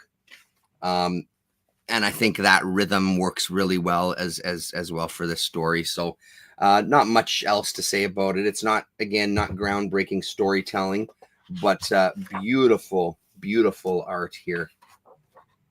Stuff like this is really nice too. So really, really great stuff. And sort of has that Charles Burnsy type of feel to it as well too, with the heavy ink work and things. Yeah, so it's good to know that the second volume did eventually come out through Fantagraphics. I don't know how much of this material Marty did or what else he's done. This is my only book by him, but super sweet score for next to nothing, for like basically, you know what, I don't know, 75 cents or whatever that turns out to, basically. Oh. And even the books that we don't want, I'm just going to give away. It's Christmas time, so there's always, on some of the Facebook groups that I'm a part of, they usually do like packages that they'll give to children's hospitals and stuff. So I think there's some stuff in there that would go good with that, and I'll just kind of donate it to those. But yeah, that is the book that I wanted out of that listing, though. So that's cool. There you go. Look at your Facebook Marketplace. It's always good for you. Facebook Marketplace is great. The amount of strange shit that I found on there, it's fantastic, man. I love browsing that. What's that? Your wallets definitely don't like that, though. No, I mean, that's the thing. I don't buy very much from it. I usually just end up looking through stuff, like marking stuff. Yeah. I very rarely buy stuff through there, but it's so much fun to look. Like, even like musical gear and synthesizers, you know, there's people selling their stuff on there, right? So it's great just to look at it, because some of that stuff is expensive, but some of the other things you can find on there are pretty sweet. So my last thing, which is it, but this last thing, I dwelled into 4 issues in it. So I was, like I was talking earlier, I was getting into my cleaning habit, and I realized that I don't know how I did not, I mean, I knew it, but when I forgot about it and I knew it, somebody gave me some of the Spawn books. Oh, yeah. So, of course, randomly I have 203rd issue, the beginning of whatever I have. And I was saying, so is there consistency in those 200? So I have 203 to 204. No, sorry, 206. So 4 issues I read. And I was thinking, I of course picked up this one and just see how I felt. And I was like, I know this name. To the point until I actually now speaking to you, I understand why I know his name. So you know that Simon Twitch I'm picking up consistently. That's another thing on the pull list on mine. So he is the main artist of that series as well. But nice. It feels a little bit different in here. So apparently he is, throughout the Spawn universe, is quite consistent artist, apparently, because I'm not really into the Spawn universe. I'm kind of like slowly, it seems to be getting into it, because now I'm realizing I have some issues to read, and also Simon Twitch is on my pull list. I'm kind of like in that universe, and of course I also seen them in here in the Spawn book, which is actually quite nice, because I think they're becoming quite of the characters for me to be intrigued by. So my background about Spawn comic 0, a part of issue number 1, read like maybe 5 or 6 years ago, because I managed to get hold of it, and then I don't collect them, because it's like an ongoing, like 300 and something odd issues now. is going into that realm. But as I say, cleaning and organizing, or organized shelves you open up and you realize you have some spawn, because I was looking what to read.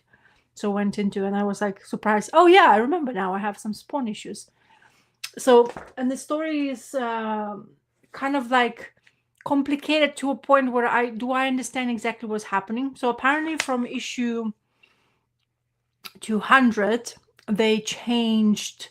I mean, there's this new storyline happening in the universe of Spawn, and this guy Jim, has the Spawn ability, but he is not really sure who he is and what he is and what's happening. So in here it opens up with him sitting in his apartment looking at his picture, seeing himself in the picture of this lady, and apparently it's a wedding picture. He's not realizing why. And then he's having this conversation with this dude, apparently who neighbor or somebody next to it. I don't really understand fully to what extent it is. Apparently he's his agent as well. To what part I don't understand yet.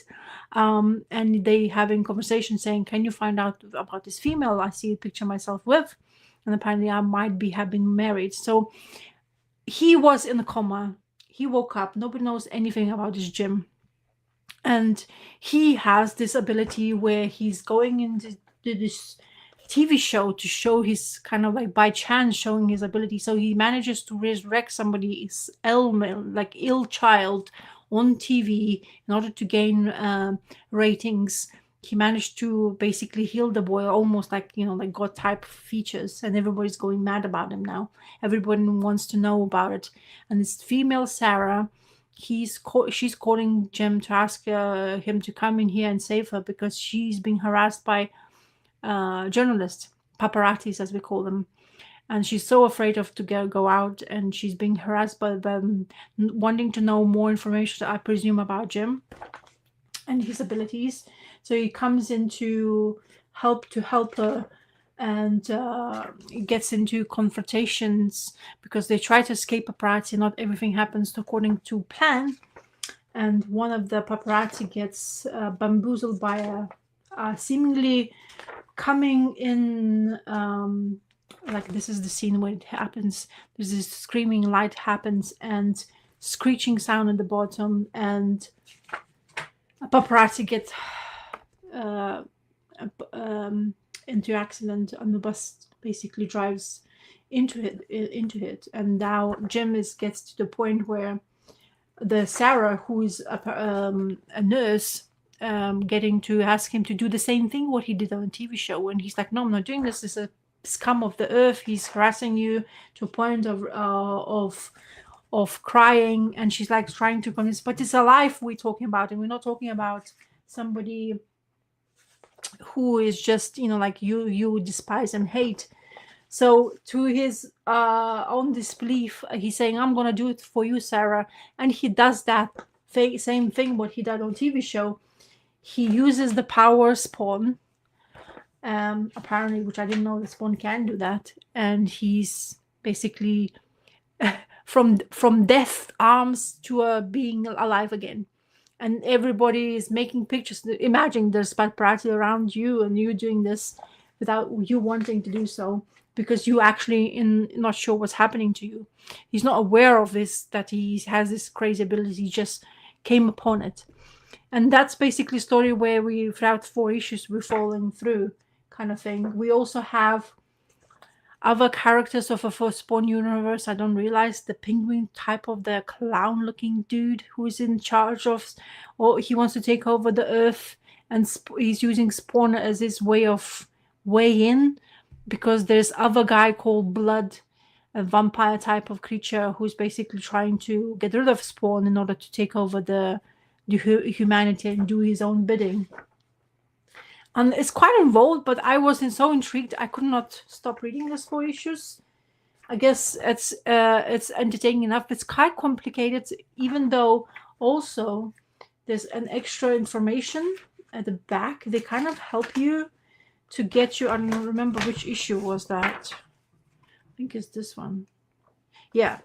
It's kind of tells you exactly what you kind of expect, because they're trying to make people, you know, like if you're jumping into the Spawn universe, you won't be as lost as kind of like what the story has to tell so far for you. And I'm intrigued, to be honest. Am I gonna get into the Spawn now? I'm not sure. I guess I will go as far as this whatever issues I have to read. So I'm gonna continue to do so and see how I am. I've actually been looking to see issues to see how much there are, and these issues are also very pricey because they Yeah. have extremely low run, That's what I was going to ask, because low I had heard print that run. around that 200 mark, those issues Yeah, of Spawn are really difficult to yeah, find yeah. because of that. Yeah. So this is the Twitch, by the way. He's there, Mm-hmm.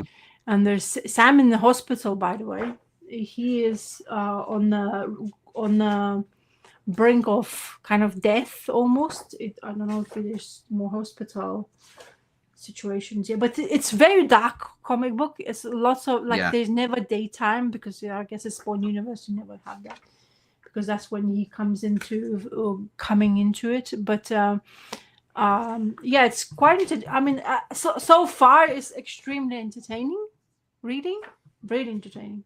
I don't know why I am so into it. And Twitch is doing his own thing. He's been called saying, well, "Go to Sam." You know, like Sam is, you know, never know if he's gonna survive. Do you want to be by his side? And he's like telling to one of the other detectives, "Just stay by him side. I have a solution. I wanted to go and find somebody who might help him." Sam, because apparently he is not well, but he's not kind of dying. They can't tell, the hospital can't tell them for sure what's happening to him. They don't have solutions, and Twitch is all going on kind of sort of looking for somebody important he knows, and that somebody he knows, I think, is it Spawn himself?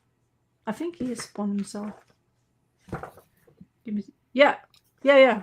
He's basically Twitch is confronting Spawn himself, and he's about to, he just murdered a couple of the guys who were part of that vampire clan.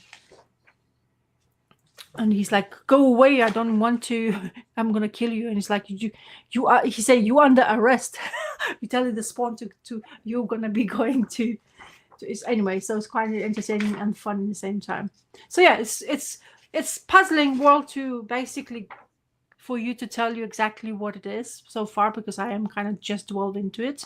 But as a continuous read for with 4 issues, it's not bad. I thought I will be completely out of it from the get-go, but it's moving because maybe I'm used to the art now.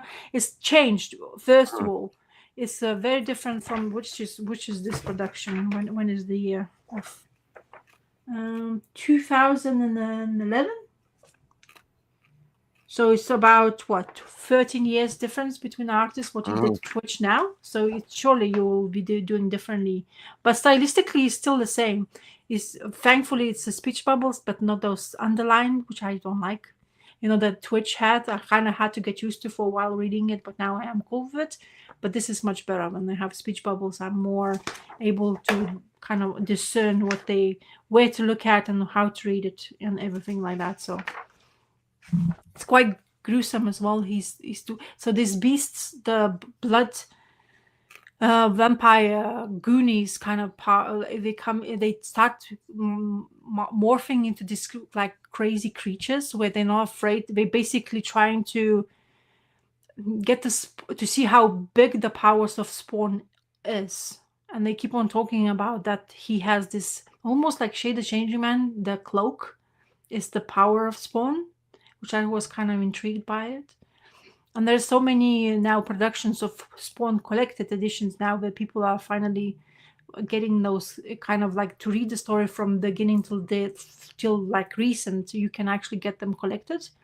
And there's a special deluxe edition, so they look badass. It's like slipcase hardcovers, and they have like 30 or 40 issues in one the deluxe edition, and they look really cool, but they're pricey as hell. Like all Spawn stuff is very pricey, and they keep advertising all this stuff like, oh, there's like this book coming out, there's this trade paperback, And there's this is collection what it previously came, and then now, oh, that's the deluxe editions I'm talking about. This is the ones. They look quite nice, intriguing looking things, but they are like, what is the price tag?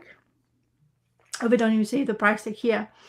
But there's always, like, these trade paperbacks are very pricey as well, because they've been out for a while now, and they probably nobody's selling those out, or it's not available in mainstream, like, like on selling on eBay and stuff. If they do, they price them quite a lot. And yes, this, like, one issue, like 2000, like, I checked, maybe I'll check again. There's, like, on eBay, every single issue of Spawn is priced quite crazily, to be honest. That's nuts. Like, Also, issue, so glossy. I know, it's very, very shiny. It's very difficult to show. So 4 issues. Somebody's asking for 4 issues of like these. Yeah, no, 201 to 205, $112 on eBay. Crazy. That's bonkers. I wonder if anybody's actually paying that price for it. I wonder. I doubt they would probably, but I don't know. But they are very like, I guess if you go and go to the bins, I bet you will be probably lucky enough, like, scourge those issues in. But it's quite a long run now, and as I say, I'm surprised how intrigued I am about this. So this Jim O'Donnell, I think is his name. So he's another there's another guy. So the Twitch, when I show you the Twitch going to see Spawn. So I don't understand. There's this Jim guy who has his powers of Spawn, and then there's this other Spawn who he looks like completely different to other character, and he's doing his own bidding. So if it's a different timeline I'm looking at, or is it him, but he doesn't know that he's doing that stuff. Yeah, right. Yet. Because he calls him a different name, I think. I'm kind of surprised that Spawn ever hit a point where it wasn't very popular, so they cut the number of books that they printed. I guess I'm shocked by that. I just assumed that it was always a heavily popular series. It's so glossy, but this double page is absolutely crazy to look at. Yeah. And from afar, you actually can make a difference to understand what's happening in here. Because of the backgrounds are so dark, and it lends to itself, because it has that like mysticism about it kind of thing, and this chains gets involved. Honestly, I am, since Sam and Twitch, I'm more intrigued about this universe, because I kind of like this more and more. Oh, there you go. 200 to 300 are so hard to find. Yeah, that's crazy to me. I didn't realize it was that much of the run, actually. I thought it was just in the early 200s. Okay, that's very interesting. I'll show you what I have. And Sam and Twitch also have a collected origins. There's a second volume of hardcover, and the volume 1. And now, because remember I was talking to you about Santa giving me a Lobster Johnson omnibus, which is for sure happening. Yeah. But I now wish I actually even asked Sam and Twitch that hardcover, because I saw, I think off the shelves was some guy we chatting. I checked his videos, and he was talking about Sam and Twitch, which is like, I'll show you what Spawn books I have. Yeah, I think it was off my shelves. The bits while she's gone, the bit of Spawn that I was reading in the early 2000, I guess 2000, 1999, 2000. I don't remember when exactly. But yeah, I'm just surprised that it ever got to be not as kind of popular. Because he was popular. I know. Yeah, I'm just chatting while you're gone. Oh my god, I hate speakers now. Headphones, they're annoying when you have to do this kind of stuff. Okay, I have quite a few, as I clearly can see now. So I know why some of the issues are so pricey. I'll show you why. Anyway, so I have 207 and then 208. That's how I packed them, by the way, double packed them. 209. and 210 is missing. So this is the guy I was talking about. Yeah, This it's is that this, clown guy. Yeah. yeah, clown penguin. Don't you think he looks Does the like a clown penguin? also turn into the Violator, or are they two different characters? I think they are two different. I don't know. I can't Yeah, tell I you. don't know either. I'm not gonna say anything. Weird. Then The first gunslinger's about the most valuable of the run. Crazy. and then they have this 2012 and 2013. Oh, so I can read. Kind of not bad. Wow. Actually, I'm Oh, gonna Rad go is for saying that they're the same. So the clown and Violator. So yeah. the clown turns into the Violator. Okay. And there's this other creature they are so afraid of, who is collecting things which he left behind. Is called Mal something. I forgot the name of it. Anyway, that's the 16 and the 17. Go to hell. Crazy. Anyway. Oh yeah, I do have like shitloads, so it seems to be. Yeah, you do got 19. shitloads. Yeah. And That's good though. That'll save you some. Yeah, Malbogia. It's funny. I was yeah, thinking that, Melbourne, and yes. there it is. Yeah, Malbogia. And then it starts to be. I know why they're so pricey now. Now this is the pricey books, okay? So 220, 20th anniversary cover, and then 221. Do you know Oh what is yeah, that? nice. Yeah, crazy. So it's a Amazing Fantasy Homage. 15. Yeah, yeah. Yeah, that's the one. And then and I think it's all homaged now. 221, 22. I don't know what that's homaging of because I'm not. And then look at that one.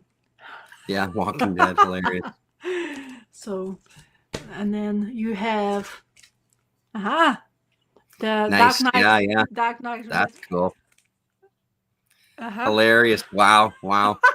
They really Obama, went all in. Obama wins, eh? Uh-huh. Uh-huh. Huh. And then look at that. Da da da da. Yeah, nice. And then 300. Yeah, of course. Which is he done that how many times now? Probably Yeah. you can close his eyes Yeah. and do the same cover probably. There you go.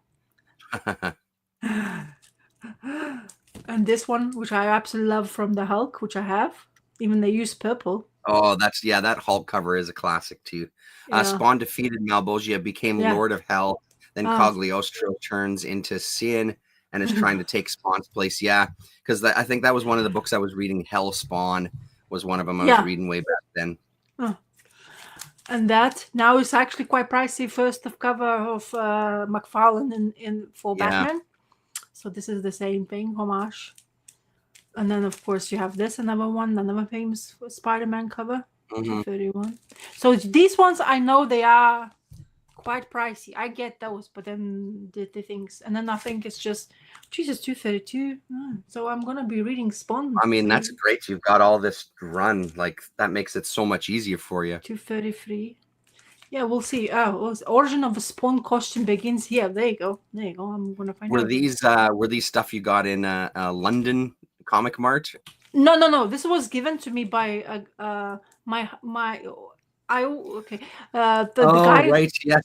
Yeah. He was giving away his stuff, and then I was given this, but I didn't realize. Honestly, I don't sometimes realize what I used to. I sold quite a few of them. Yeah, 40, 60 each. Oh boy. Yeah, I mean that doesn't surprise me. It doesn't surprise me at all. I also want to read The Haunt. I find that quite interesting as well, but it's not McFarlane. Is he writing that book? I know, and it was written in that book. Anyway, so this is quite interesting. Look at that. 37. Wow. I guess, as I say, I'm going to be reading some. You're going to be reading Spawn. Yeah. That's good, though. God forbid you read our comics, eh? Yeah, well, that's the whole thing, you have to go back to look what you have. Otherwise, you'll never do it. It's just, you're going to put it away and you just like feel it. Oh, yeah, I have something. Cool, I mean, also really nice of him to give you all these comics. Like that's pretty amazing. Well, yeah, I don't know what they came up on to him, but yeah, it was the time when I was lucky enough to do. That's great. Yeah. Hell of a gift. Well, now it is. Before, probably I didn't realize it was, but now looking Hmm. at it. But I mean, I don't know. We'll see. I guess if I want to, I could get. I'll definitely get rid of them. So look at that. This is cool. I mean, Hmm. he looks so much like Penguin. It's ridiculous. You know, like the Yeah, Danny DeVito's Penguin. I'm talking about. yeah. You just put that kind of thing on it, that is probably screaming. At least for me, it screams. Al Simmons. That's another name. So isn't it Al Simmons was the Spawn originally? So Yeah, that's the name. Al Simmons was Spawn. Yeah, Yeah. that was him. So that's what. Then I see Jim. Um. Oh no, no, Spawn is. It's a popular book. So you're back. Popular book and sort of the back issues. Yeah. Yeah. Yeah, I need all of those, I think is what Rad is saying. So there you go. If you ever decide to sell them. Okay, Rat, get in touch. 249. And look at that. I have 250. That's quite a hectic book by itself. It's very thick. I mean, I'm super curious to hear what you say as you're reading them. I'm really curious to hear about these. Listen to. I don't have 251 apparently, but I have Oh, that's okay. new 52. Hilarious. New 352, and then, and I guess he did another one, 300th issue. This is the 300th issue. That's so cash cow for sure. That image, that cover. well, yeah, probably. So he done it twice apparently. Yeah. Anyway, so this is what I have. So not bad. Pretty So I have not like bad at all. a great missing from 252 to 300, but hey, it's fine. Well, whatever. It's That's nothing. a good chunk to have, though. I still, as I say, so I really want now. I definitely probably gonna put money towards the Salmon Twitch hardcovers. So I am proper enjoying what I'm reading, and it seems to be. And I mean, my memory of that first Salmon Twitch series, I think you'd really like it because I remember really liking that first stuff. Yeah. Anyway, so yeah, this is what I have. So now that I took it out, I don't have, and all of his books seems to be drawn by the guy, the Polish dude. Super Rare one headless version is what? There's a Super Rare one issue headless version, and it's like 185. Wow. Now I wish I had that one. Yeah, Simon Kudratsky is still here. He's 238 9th issue. So he's like because I remember who got the Batman what is his name? Oh my god, why I'm blanking. New 52 Batman's artist. What his name is? Do you remember? Oh, there you go. Is this the cover you're talking about, Rad? Is that the one? The headless one? Oh, it's the first appearance as well. Team. Oh, that's James Downing's first appearance. First appearance, yeah. Oh. And Sarah Johnston. Yeah.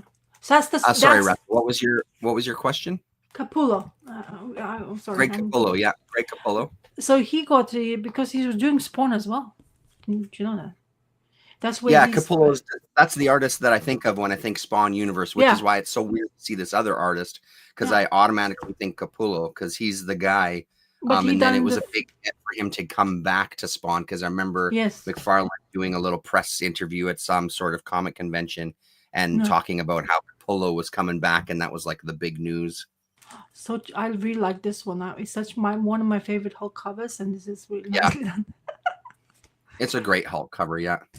I just absolutely. But there you go. That's number. Is the 227 and 300. He did the same.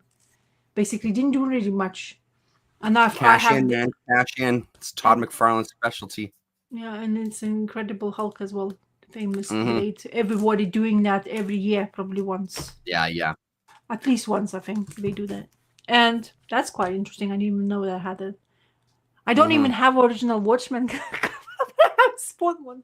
Yeah, I had them and I sold them because I got too much money offered for them, so I sold them.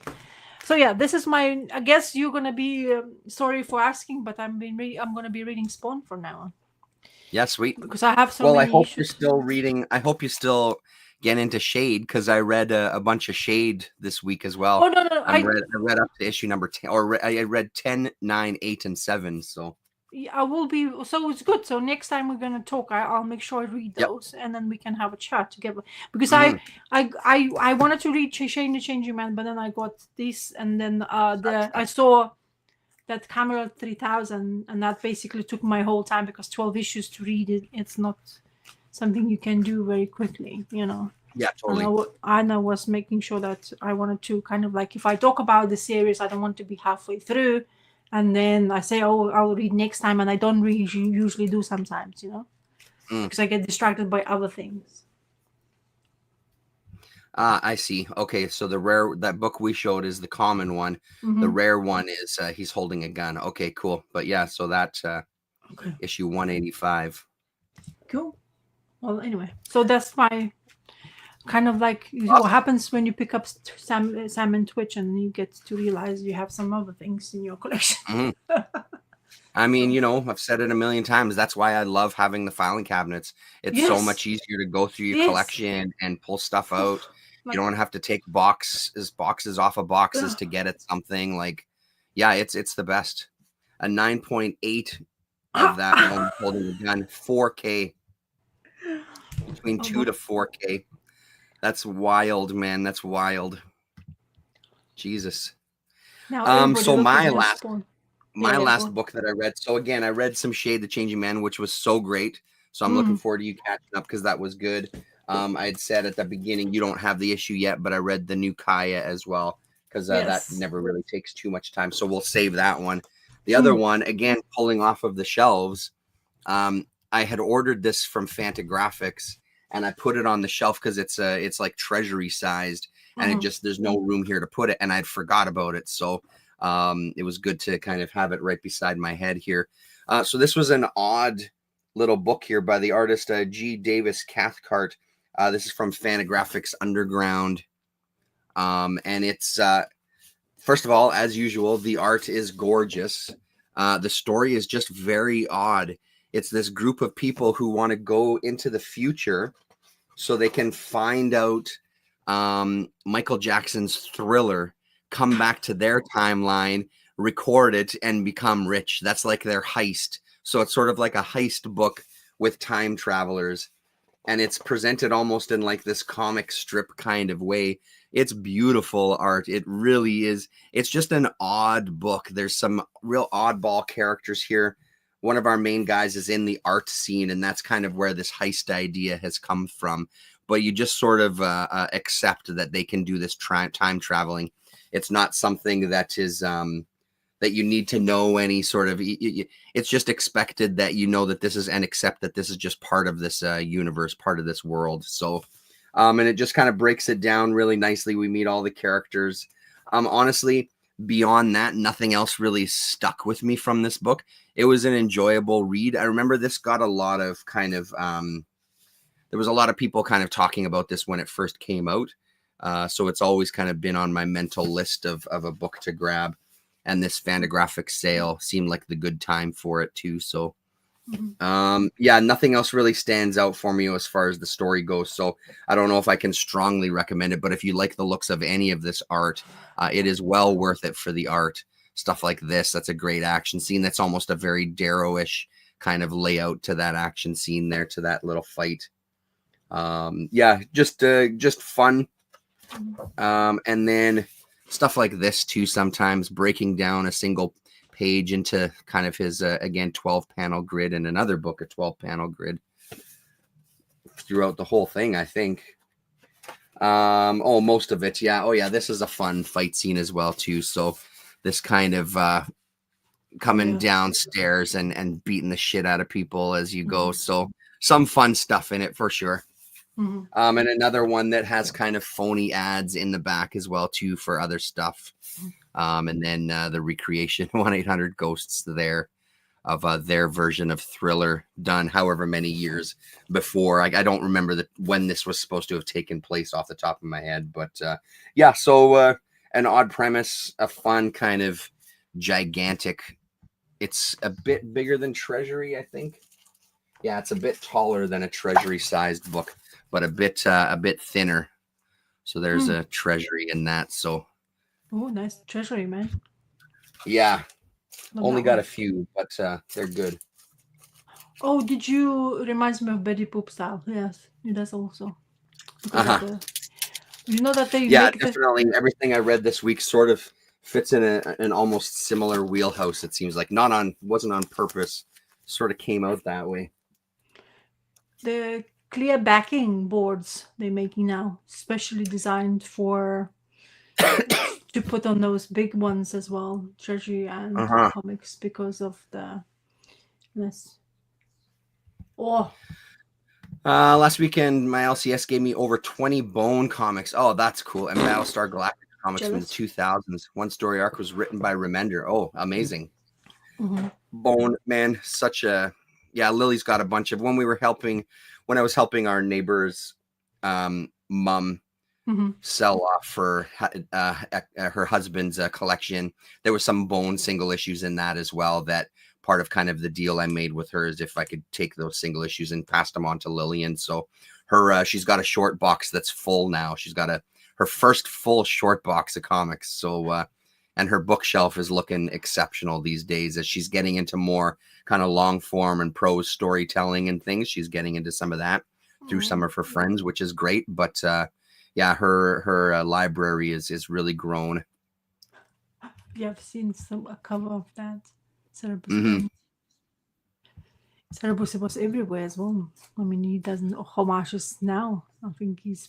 Yeah, Is it true that he like cut and paste and makes his own comic book now without actually he drawing? still does stuff. Jared Osborne was getting it for a while. I don't know if it's still continuing. He's got a Oh. YouTube channel too. I haven't watched, I think, more than like maybe one of his videos, but every once in a while I see his face pop up on my feed because yeah, I was subscribing to it there. So because you can go on and go to the Google and type in Tommy Masturi the future. Oh yeah, I know this book. So I think Do you have? this is the book I was talking to you about. That's what the ones we were flipping through that we enjoyed Yeah, a lot to look at. yeah, no, he's great. I've got a bunch of doubles actually. Yeah. So if you're curious about it, I can send him to you.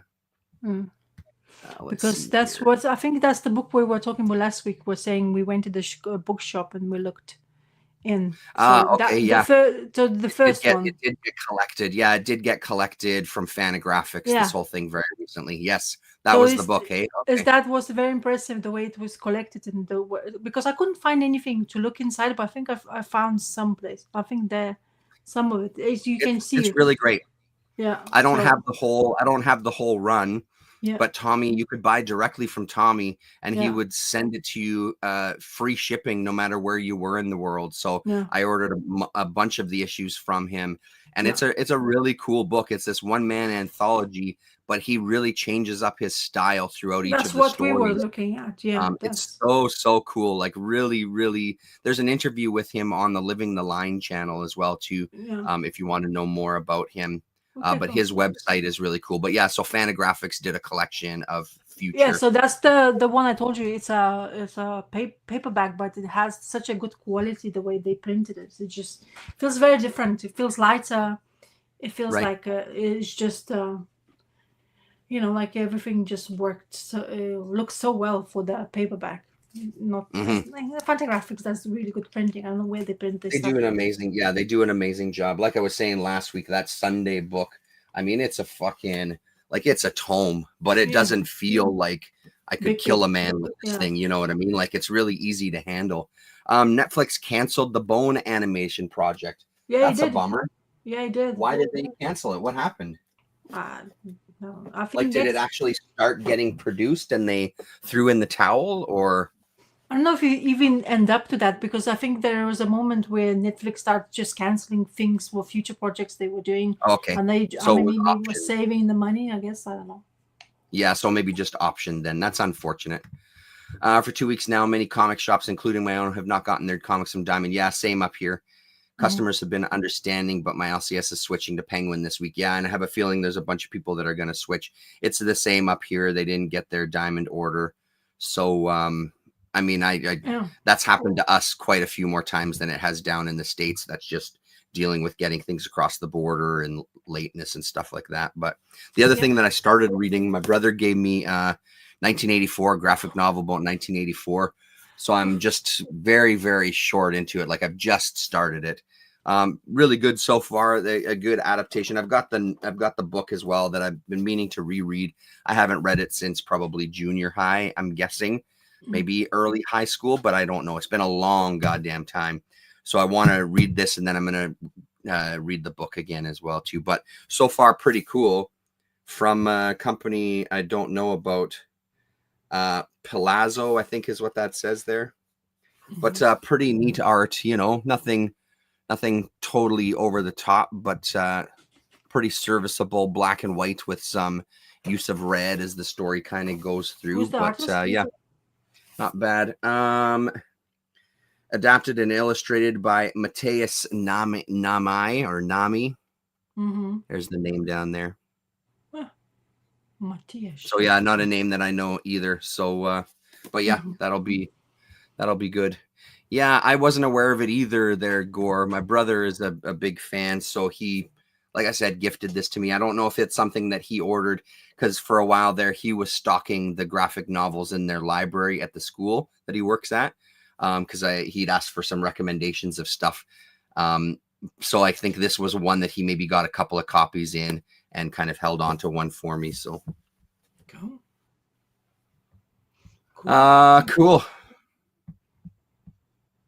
So I think that's all that I read. Anything else from you? You read That's more, it. but you're not sharing. But Yeah, good, because I can keep up. I can catch up with you.